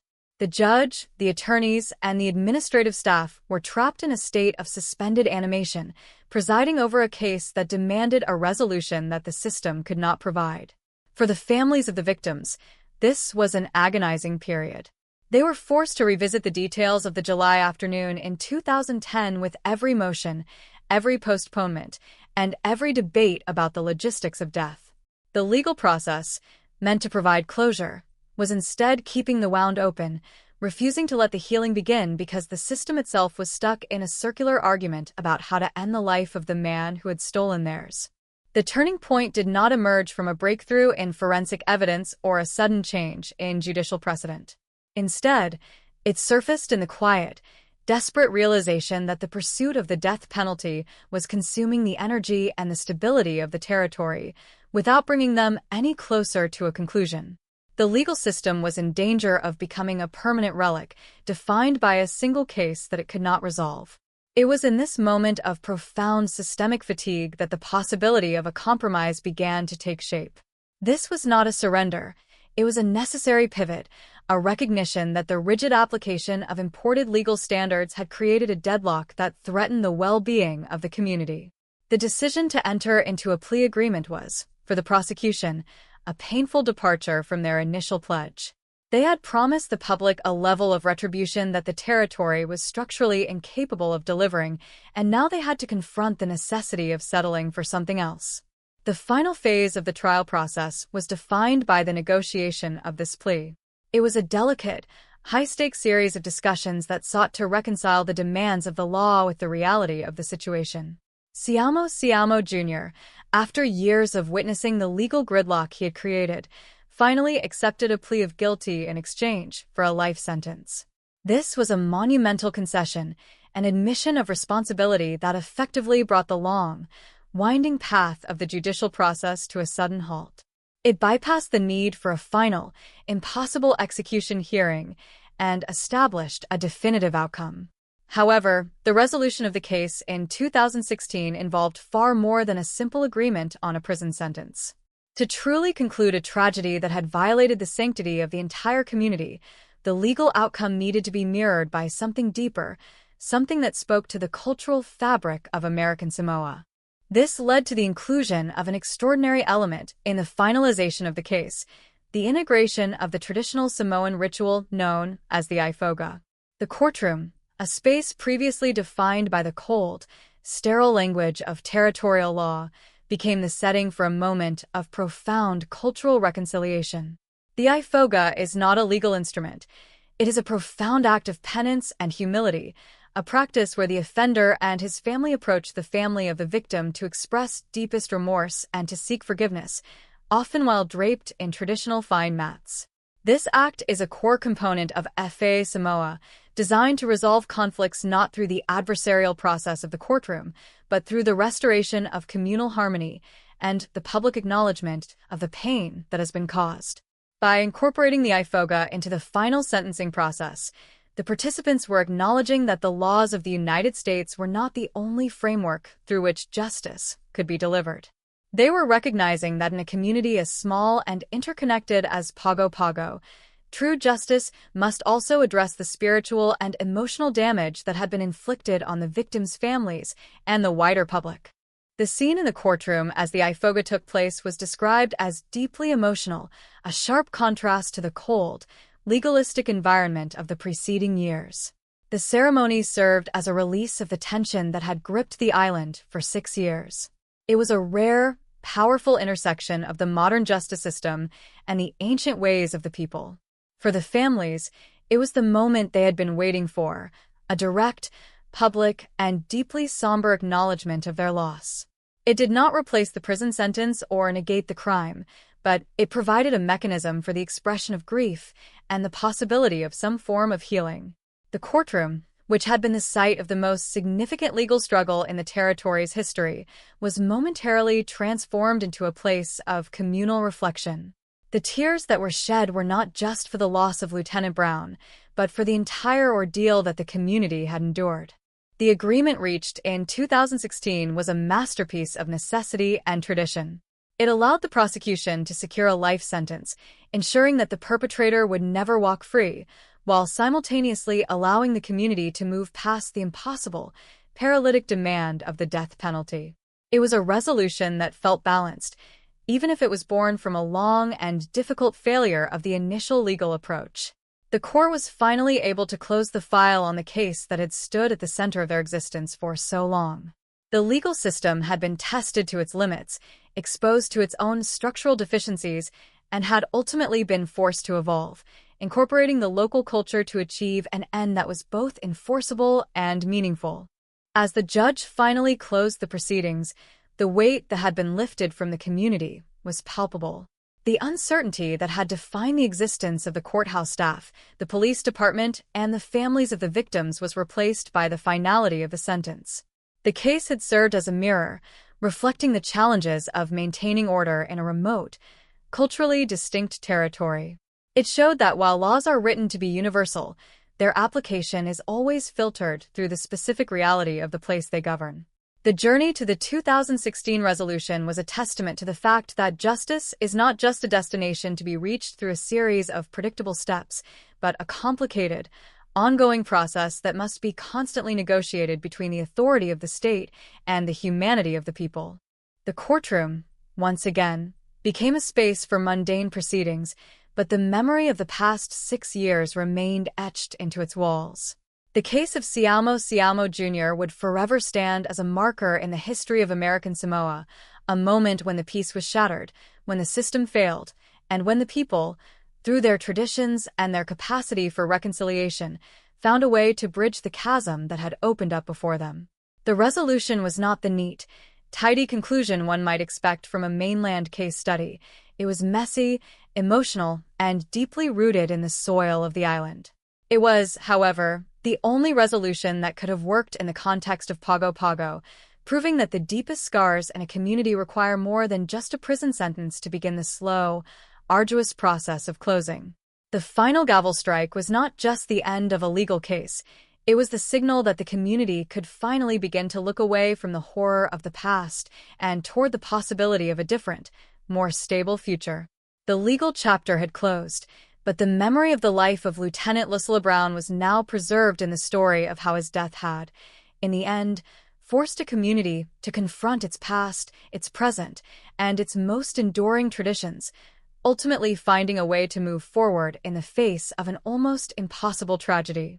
The finality of the 2016 resolution did not simply mark the end of a legal proceeding.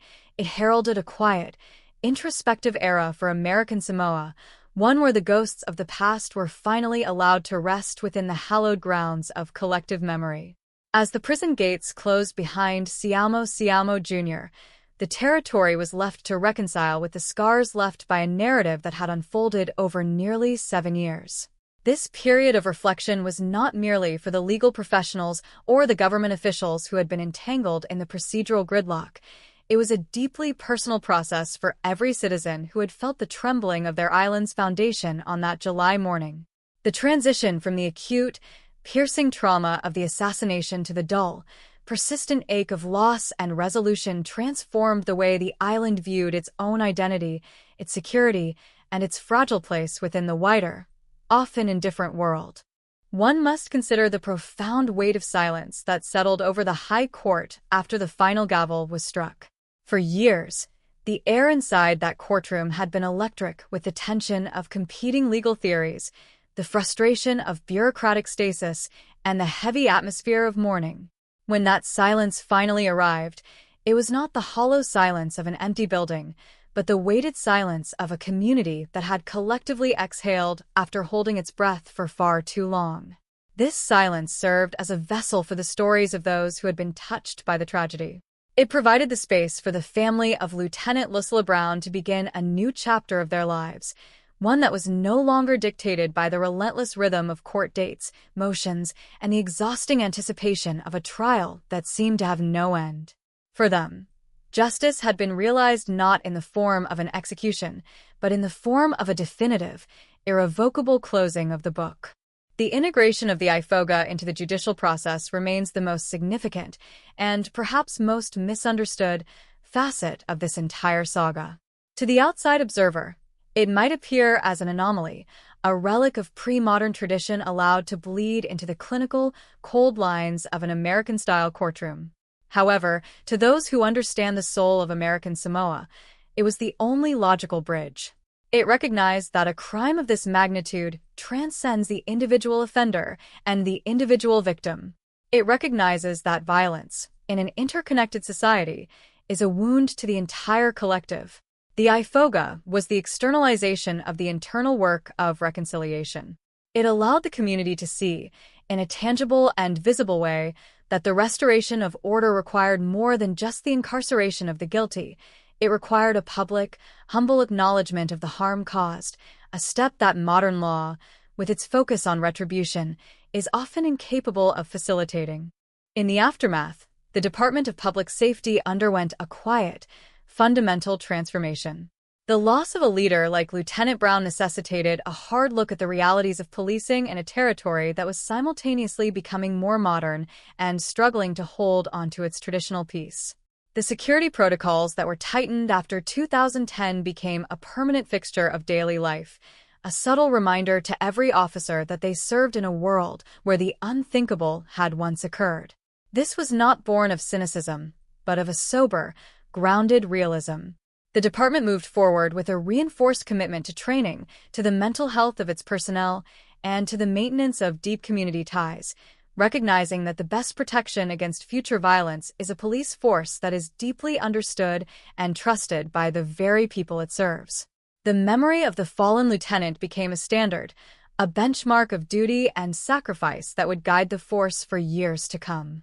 Furthermore, the case of Siamo Jr. left an indelible mark on the legislative history of the territory. The struggle to reconcile the existence of the death penalty with the lack of capacity to implement it served as a brutal, pragmatic lesson in governance.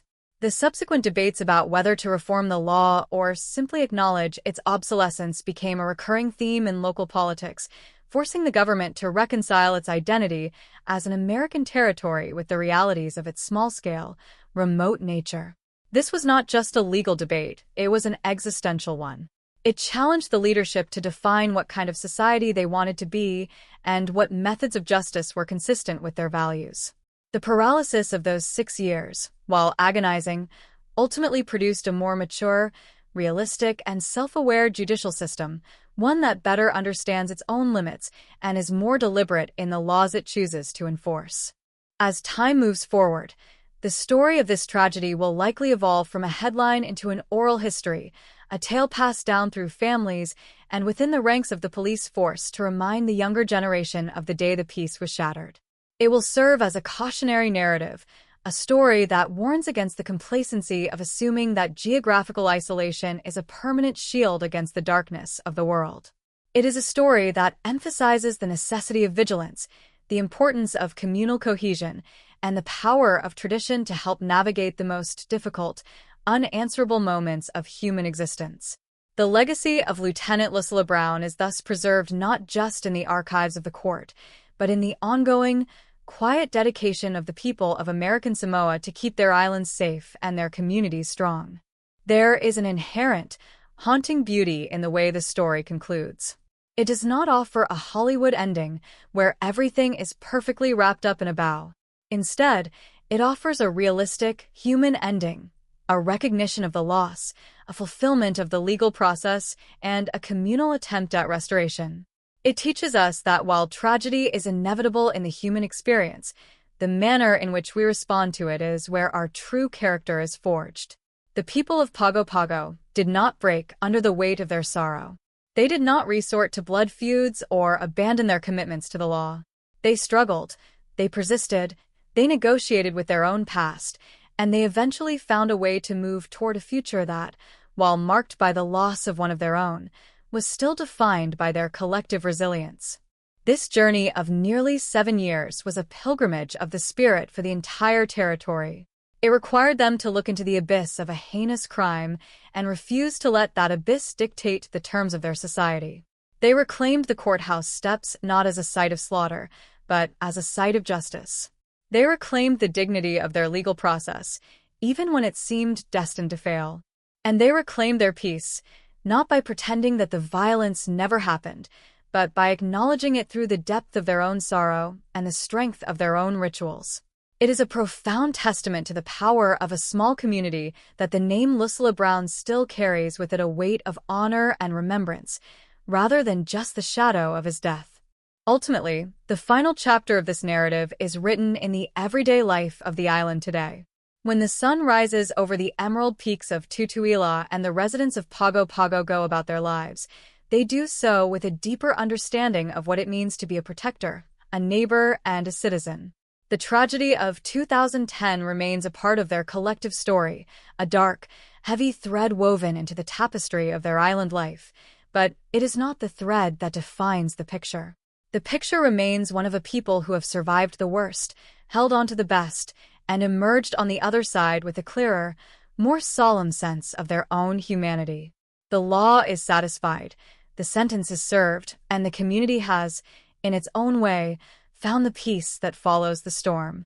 This is the enduring truth of the assassination of Lieutenant Lucilla Brown, that even the deepest, most jagged wounds can eventually scar over, and that in the silence of the aftermath, a community can find the strength to continue, to hope, and to rebuild in the sunlight of a new, albeit changed, reality. The memory of the man who gave his life for the law is now etched into the very soil of the island, a permanent, silent guardian watching over the peace that the citizens of American Samoa continue to nurture and protect with every passing day. The case is closed, the files are shelved, but the lesson of the man who stood on the courthouse steps remains a guiding light, a quiet beacon of duty, and a somber reflection on the delicate, precious nature of the safety that every human being deserves to find in their own home. It is, in the end, a story not of death, but of the persistence of life, a story of an island that refused to be defined by a single moment of brutality and instead chose to define itself by the slow, difficult, and ultimately beautiful process of healing and moving forward, together, into the light of a future that honors the memory of those who were lost by the continued, unwavering pursuit of a more perfect and peaceful existence for all. The narrative of the assassination of Lieutenant Lucilla Brown and the subsequent years of legal and communal turbulence functions as a mirror reflecting the fundamental human desire for stability in an increasingly unpredictable world. As we look back from the vantage point of time, the case ceases to be a mere collection of procedural details or a singular report of a violent encounter and instead solidifies as a profound examination of the intersection between institutional justice and cultural resilience. The story of what transpired outside the High Court in Pago Pago on that July morning is now part of the foundational lore of American Samoa, a narrative thread that serves to define the boundaries of what the community will accept, how it remembers its heroes, and how it navigates the dark, uncharted waters of grief. This conclusion, while reaching beyond the specific facts of the crime and the punishment, seeks to distill the essence of the lessons learned by the people who lived through this ordeal.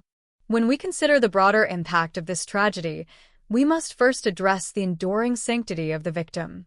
Lieutenant Brown, through his life and his service, embodied the precarious balance that defines the identity of American Samoa. He was a man who lived at the convergence of two worlds, respecting the ancient wisdom of his elders while enforcing the modern laws of a global power. His death was the catalyst for a fundamental reevaluation of what it meant to be a servant of the law in such a unique environment. The grief that permeated the police department was not just the grief of loss. It was the grief of an institution discovering its own vulnerability. In the aftermath, the Department of Public Safety was forced to evolve, not by abandoning the intimacy that defined its relationship with the community, but by reinforcing the professional boundaries that ensure the safety of those on the front lines.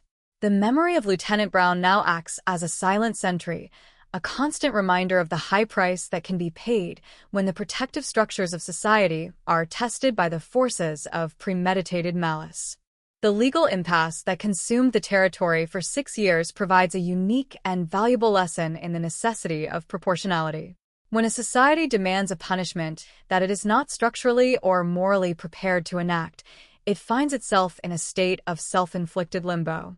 The years of debate over the death penalty in American Samoa serve as a cautionary tale for any small jurisdiction that relies on legal statutes that have become detached from its practical and moral reality. This period of hesitation, while frustrating for those seeking quick retribution, allowed for a broader, more necessary public conversation about the nature of justice. It forced the territory to reconcile the requirements of the American legal framework with its own indigenous values, ultimately resulting in a more nuanced understanding of what constitutes a just outcome. It showed that when the formal system of law finds itself at a dead end, the community, if allowed the space and the time to breathe, will often find a way to navigate toward its own version of resolution. The integration of the Ifoga ceremony stands as the most poignant and lasting element of the case's resolution. It was a moment of profound clarity in a sea of complexity. By bringing the ancient, culturally specific act of penance into the modern courtroom, the parties involved acknowledged that justice is a multidimensional endeavor. It requires not just the deprivation of liberty for the offender, but the restoration of the victim's family and the healing of the community's fractured morale. This act was not a dismissal of the law, but an elevation of it. It expanded the scope of the proceedings to include the spiritual and emotional components of justice that a purely secular legal system often overlooks. This fusion of the old ways with the new realities of the territory provided a model for how small, closely knit communities can handle the most severe crises without losing their identity in the process. The endurance of the survivors and the families of those who were injured and killed is perhaps the most impressive aspect of the narrative. They were the ones who carried the burden of the delay, the ones who listened to the debates about the mechanics of death, and the ones who had to navigate the public and private pain of their loss for over half a decade. Their ability to remain composed, to participate in the legal process despite the frustration it caused, and to ultimately seek a path of reconciliation is a testament to the strength of the Samoan people. They did not succumb to the bitterness that such a long and drawn-out legal process could easily have fostered.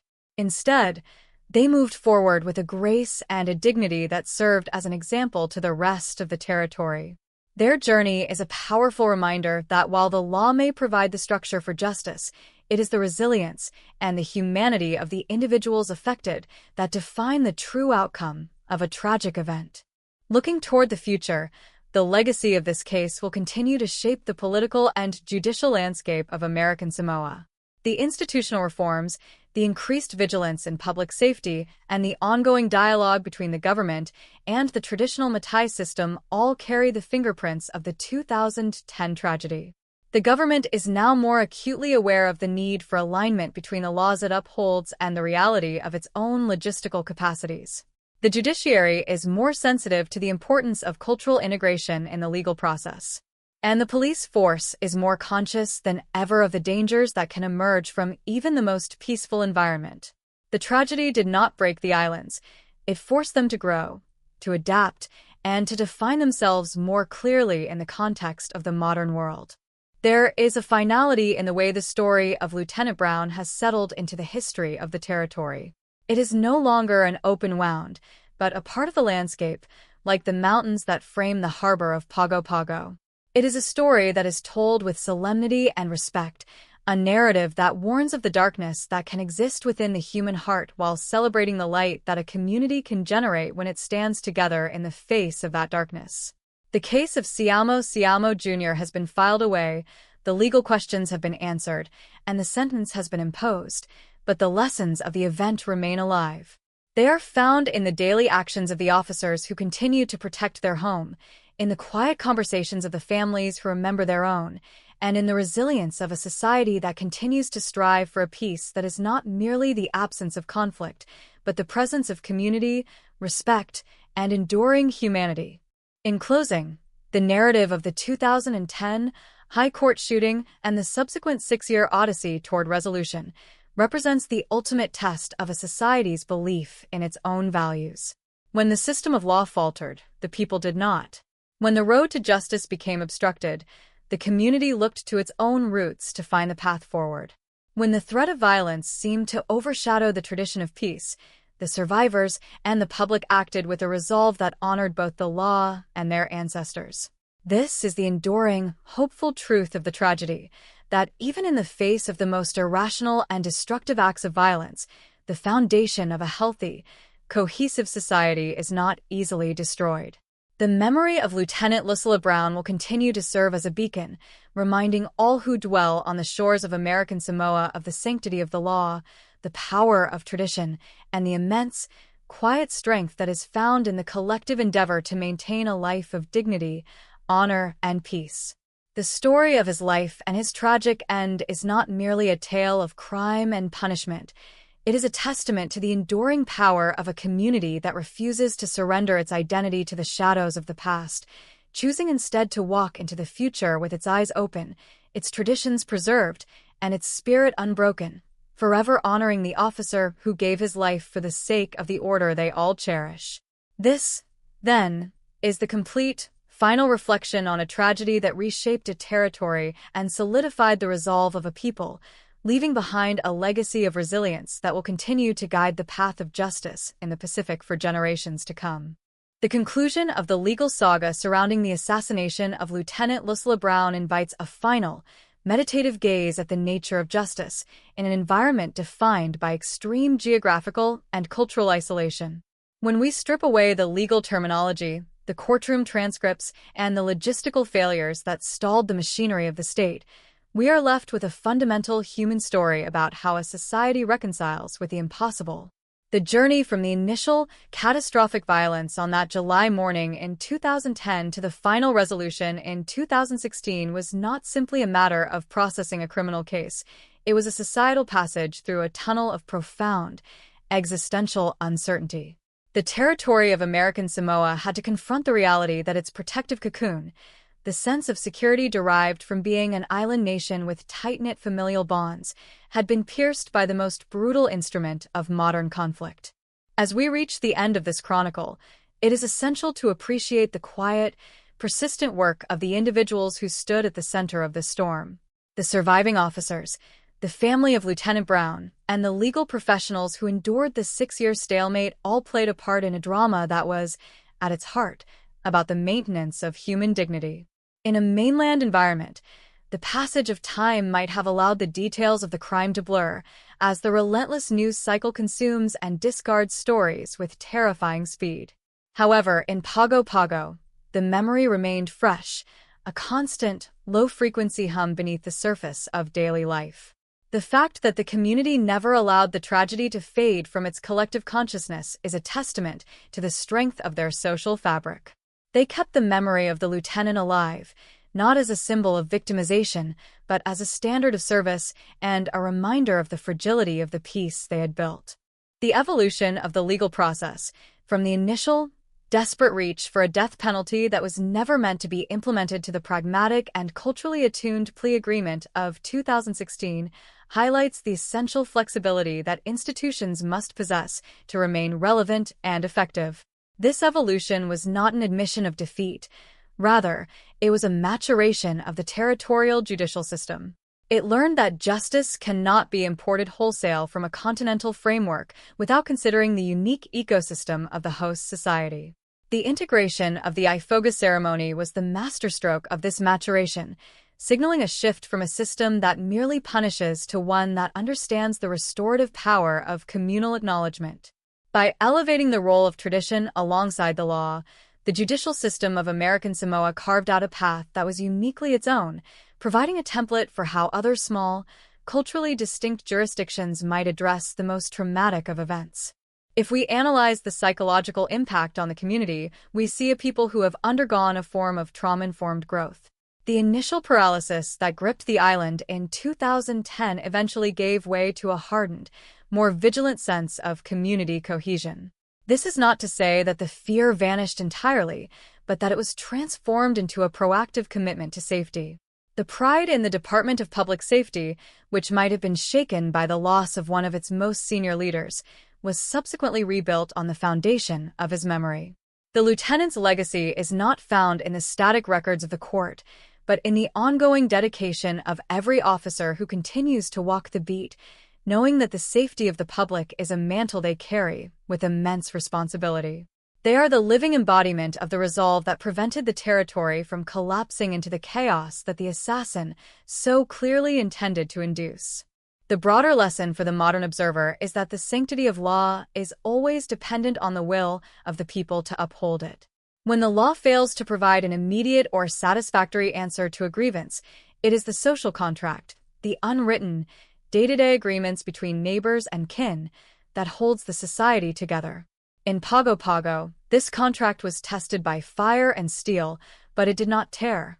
The people's adherence to their traditions, their patience during the long years of legal uncertainty, and their final, solemn acceptance of the resolution all point to a society that prioritizes the health of the community over the desire for singular, explosive acts of retribution.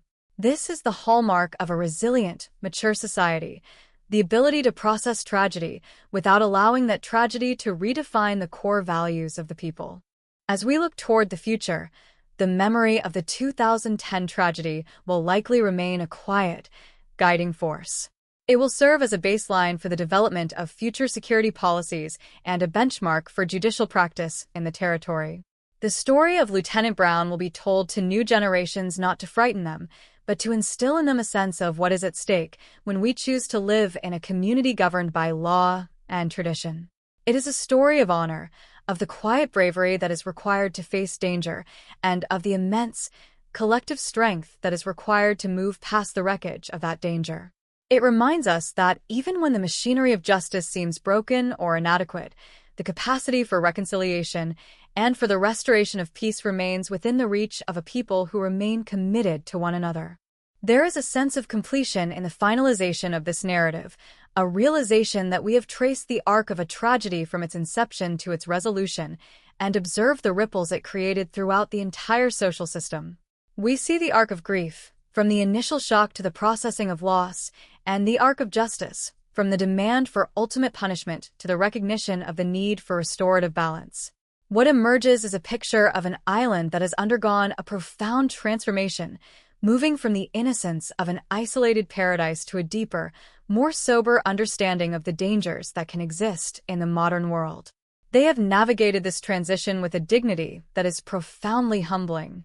The story of the assassination of Lieutenant Lucilla Brown will continue to resonate as a powerful, somber reflection on the enduring nature of duty, the necessity of patience, and the triumph of the communal spirit over the forces of irrational hatred.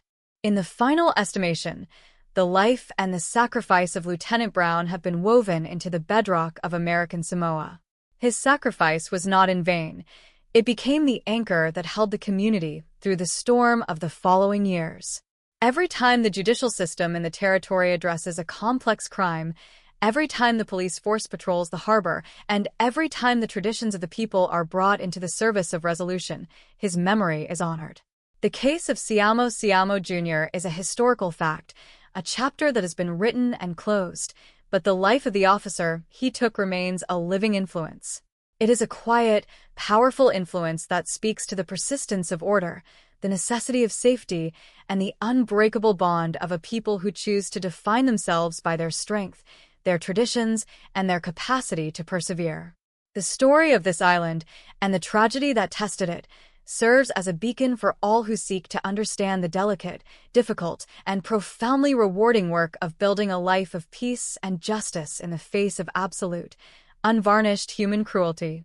The peace that exists in Pago Pago today is a peace that has been earned, a peace that carries the scar of the past but looks forward to a future that is defined by the resilience of those who call this island home, continuing to serve, to protect, and to cherish the delicate balance of their existence, forever mindful of the officer who once stood as the shield of that balance and who remains, in the annals of their history, a true and noble guardian of their way of life.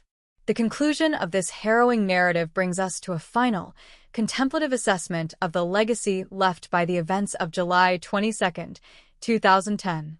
To reflect on the life and death of Lieutenant Leslie Brown is to engage with the very essence of public service, sacrifice, and the enduring nature of communal memory.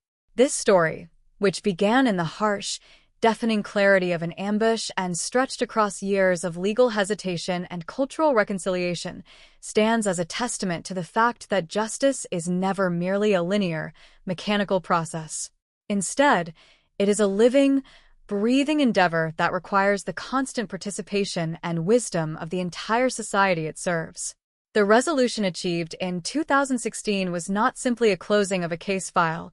It was the final, critical step in the restoration of a moral equilibrium that had been violently disrupted. We must consider the profound weight of what it means to be a servant of the law in a community that is also a family. The tragedy of the High Court shooting laid bare the reality that in American Samoa, the uniform is not a barrier, it is a point of connection. When that connection is severed by the cold, calculated intrusion of military-style violence, the trauma experienced is fundamentally different from that found in more anonymous settings. The entire island was forced to experience the assassination of Lieutenant Brown as a personal betrayal, a piercing of the sanctuary they had collectively maintained. The endurance of the community through the subsequent 6 years of legal gridlock demonstrates a level of collective fortitude that is both rare and remarkable. They did not allow their grief to devolve into fractured chaos or unrest.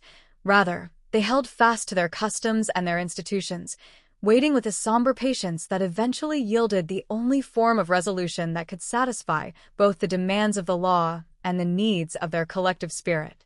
The legal journey itself provides a sobering lesson in the limitations of formal justice when it is decoupled from the practical and moral realities of the governed. The initial pursuit of the death penalty serves as a powerful historical marker, representing the point at which the state's desire for retribution collided with the reality of its own structural capacities. The subsequent years of debate and the eventual move toward a plea bargain and traditional reconciliation should be viewed not as a failure of the law, but as a necessary and ultimately wise evolution of the judicial process. This transition highlights the necessity of humility in the administration of justice. It reminds us that no matter how severe the crime, the response to that crime must be sustainable, enforceable, and ultimately conducive to the healing of the community.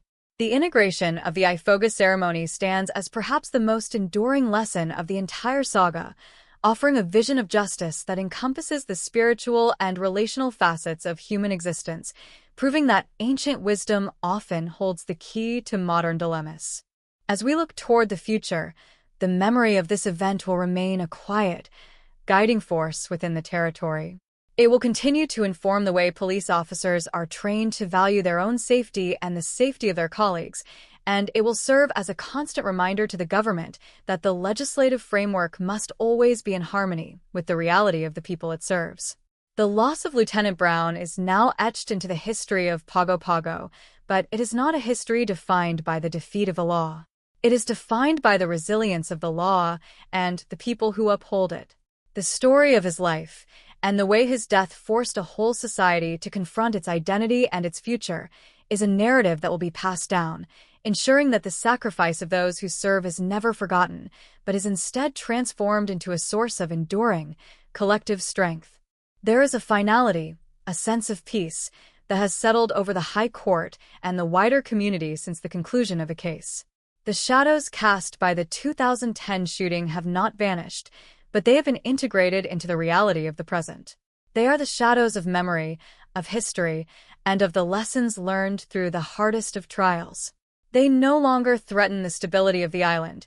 Rather, they serve as a grounding force, a reminder of the fragility of the peace and the immense value of the community bond. The residents of American Samoa move forward with a more mature, grounded understanding of their place in the world, carrying with them the wisdom that only such a profound encounter with tragedy can provide. They are a people who have proven their capacity to survive the worst, to process their grief, and to emerge with their traditions and their commitment to one another intact. The legacy of Lieutenant Lucilla Brown is thus preserved in the ongoing, quiet dedication of the people of American Samoa to keep their island safe and their communities strong. His life and his sacrifice are not just topics of investigation. They are part of the moral education of the next generation of public servants. The case also serves as a permanent, cautionary reminder to the government of the necessity for institutional integrity and the danger of overpromising in the face of public grief. The political and legal machinery of American Samoa will always carry the mark of this period, a reminder of the time when the weight of their own laws seemed ready to crush them under the burden of a single, horrific crime. Yet they did not break. They rose to meet the challenge, not with the violence that was visited upon them, but with the dignity and the patience that define their people. In closing, the narrative of the 2010 High Court shooting and the subsequent 6-year odyssey toward resolution represents the ultimate test of a society's belief in its own values. When the system of law faltered, the people did not. When the road to justice became obstructed, the community looked to its own roots to find the path forward. When the threat of violence seemed to overshadow the tradition of peace, the survivors and the public acted with a resolve that honored both the law and their ancestors. This is the enduring, hopeful truth of the tragedy, that even in the face of the most irrational and destructive acts of violence, the foundation of a healthy, cohesive society is not easily destroyed. The memory of Lieutenant Brown will continue to serve as a beacon, reminding all who dwell on the shores of American Samoa of the sanctity of the law, the power of tradition, and the immense, quiet strength that is found in the collective endeavor to maintain a life of dignity, honor, and peace. The final reflection on this case must acknowledge that while the legal file is closed, the story is never truly over. It continues in the lives of those who are left behind, in the ongoing work of the police department, and in the collective consciousness of the people. It remains a testament to the endurance of community, the weight of history, and the quiet, persistent, and often deeply difficult struggle to find a way to live together in the shadow of a tragedy that was never meant to occur. It is the final, enduring truth of the case that the law can demand a sentence, but only the community can grant the peace that follows. That peace, hard-won and deeply cherished, now reigns in the quiet harbor of Pago Pago, serving as a silent tribute to a life dedicated to the service of others and a society that, through its own resilience and wisdom, found a way to honor that life by continuing to strive for a future that is defined by the light of justice and the enduring strength of the human spirit. The story ends here, not with the silence of defeat, but with the quiet, steady rhythm of a community that has survived the storm and remains, as it always has been, a place defined by its heart, its traditions, and its unwavering commitment to the safety and the dignity of all who call these beautiful Emerald Islands home. As we stand at the threshold of history, looking back at the long, winding road that began on that fateful July morning in 2010, it becomes increasingly clear that the tragedy of Lieutenant Lucilla Brown transcends the boundaries of a simple crime story. It is, instead, a profound exploration of what happens when the fragile, shimmering peace of a remote community is struck by the hammer of senseless, extreme violence. The process of moving from the initial, deafening silence of shock to the profound, communal understanding that marked the resolution in 2016 is a journey that reveals the very soul of American Samoa. To understand this conclusion is to recognize that justice is not merely an outcome delivered by a judge, but a continuous, often agonizing process of restoration that involves every member of the society. The weight of this experience has settled into the bedrock of the islands, forever altering the psychological landscape of those who witnessed the events or lived through the long, uncertain years of legal deliberation. The institutional legacy of this case is etched deeply into the halls of the Department of Public Safety and the High Court of American Samoa. The realization that an officer could be targeted so brazenly and that the state could be so ill-prepared to deliver the ultimate penalty it had requested served as a catalyst for a sweeping reevaluation of professional standards. Training protocols, security measures, and the very philosophy of law enforcement in the territory were forced to adapt to a world where the protection of officers had become a paramount concern. But beyond the logistical changes, there is a cultural shift that occurred within the force itself. The memory of Lieutenant Brown is now a standard, a beacon that guides the actions of those who continue his work. It is a reminder that the uniform is not just a symbol of the state, but a sacred trust, one that is to be protected with the highest level of vigilance and an unwavering commitment to the community. Furthermore, the narrative of this tragedy serves as a perennial warning to any society that assumes its isolation or its deep cultural bonds are enough to guarantee immunity from the darkness of the world. The assassin, Siamo Jr., acted as a dark mirror to the community, reflecting the possibility that beneath the surface of the most peaceful existence, there can lurk the potential for absolute, irrational destruction. The struggle to reconcile this reality with the ideals of Fa Samoa, the traditional way of life that prioritizes harmony and respect, was the central conflict of the last decade. The fact that the community was able to integrate this horror into their collective history without losing their foundational values is perhaps the most significant victory of the entire ordeal. They did not allow the act of one man to destroy their belief in the power of their traditions, nor did they abandon their faith in the legal system, even when it proved to be deeply flawed.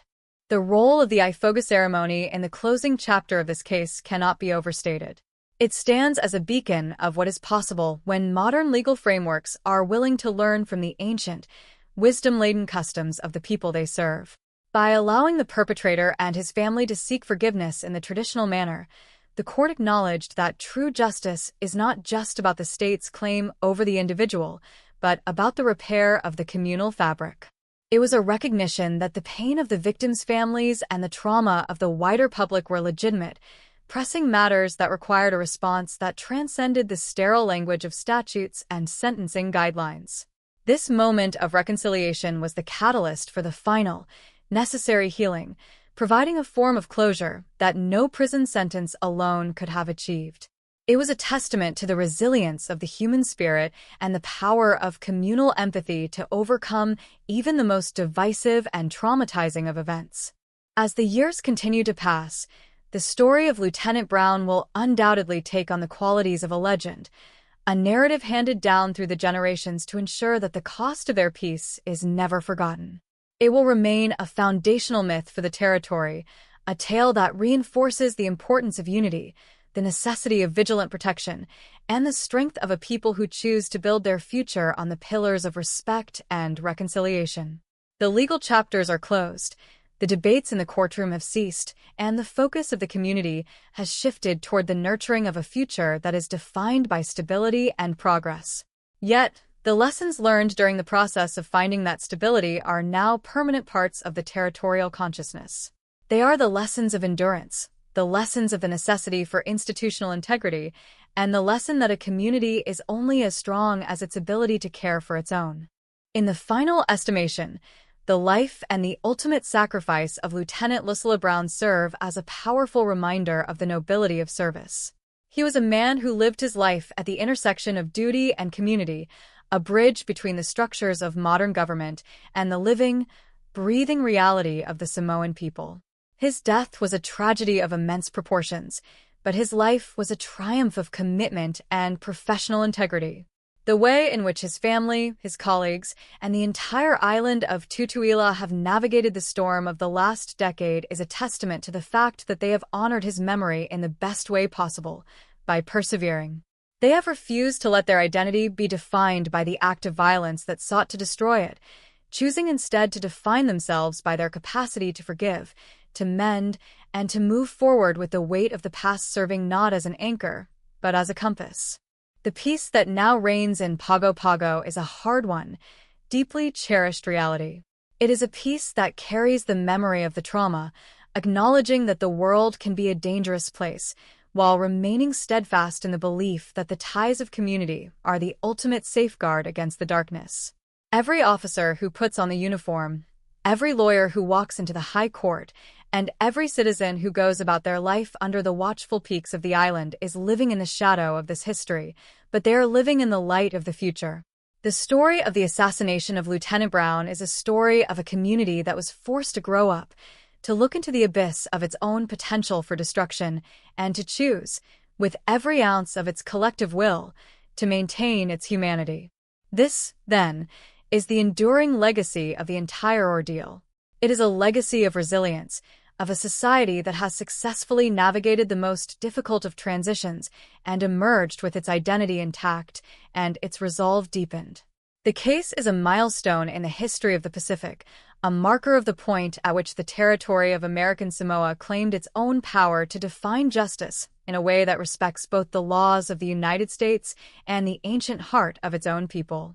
As we close the final pages of this detailed account, we are left with a profound sense of respect for those who navigated the path of the last 16 years. Their journey has been long and fraught with challenges that would have broken lesser people, but they stood firm, holding on to their dignity and their hope. The name of Lieutenant Lucilla Brown remains a symbol, not of his death, but of the strength of the community he died protecting, a community that continues to thrive, to serve, and to honor the sacred, fragile, and absolutely vital peace that he gave everything to preserve. The future of American Samoa is bright, informed by the wisdom of the past and the unwavering commitment of its people to protect the values that make their home a sanctuary of order, culture, and, above all, the enduring, collective spirit of a people who have proven that even in the wake of the most unimaginable tragedies, there is always a way forward, guided by the light of memory and the power of their shared, unbreakable bond.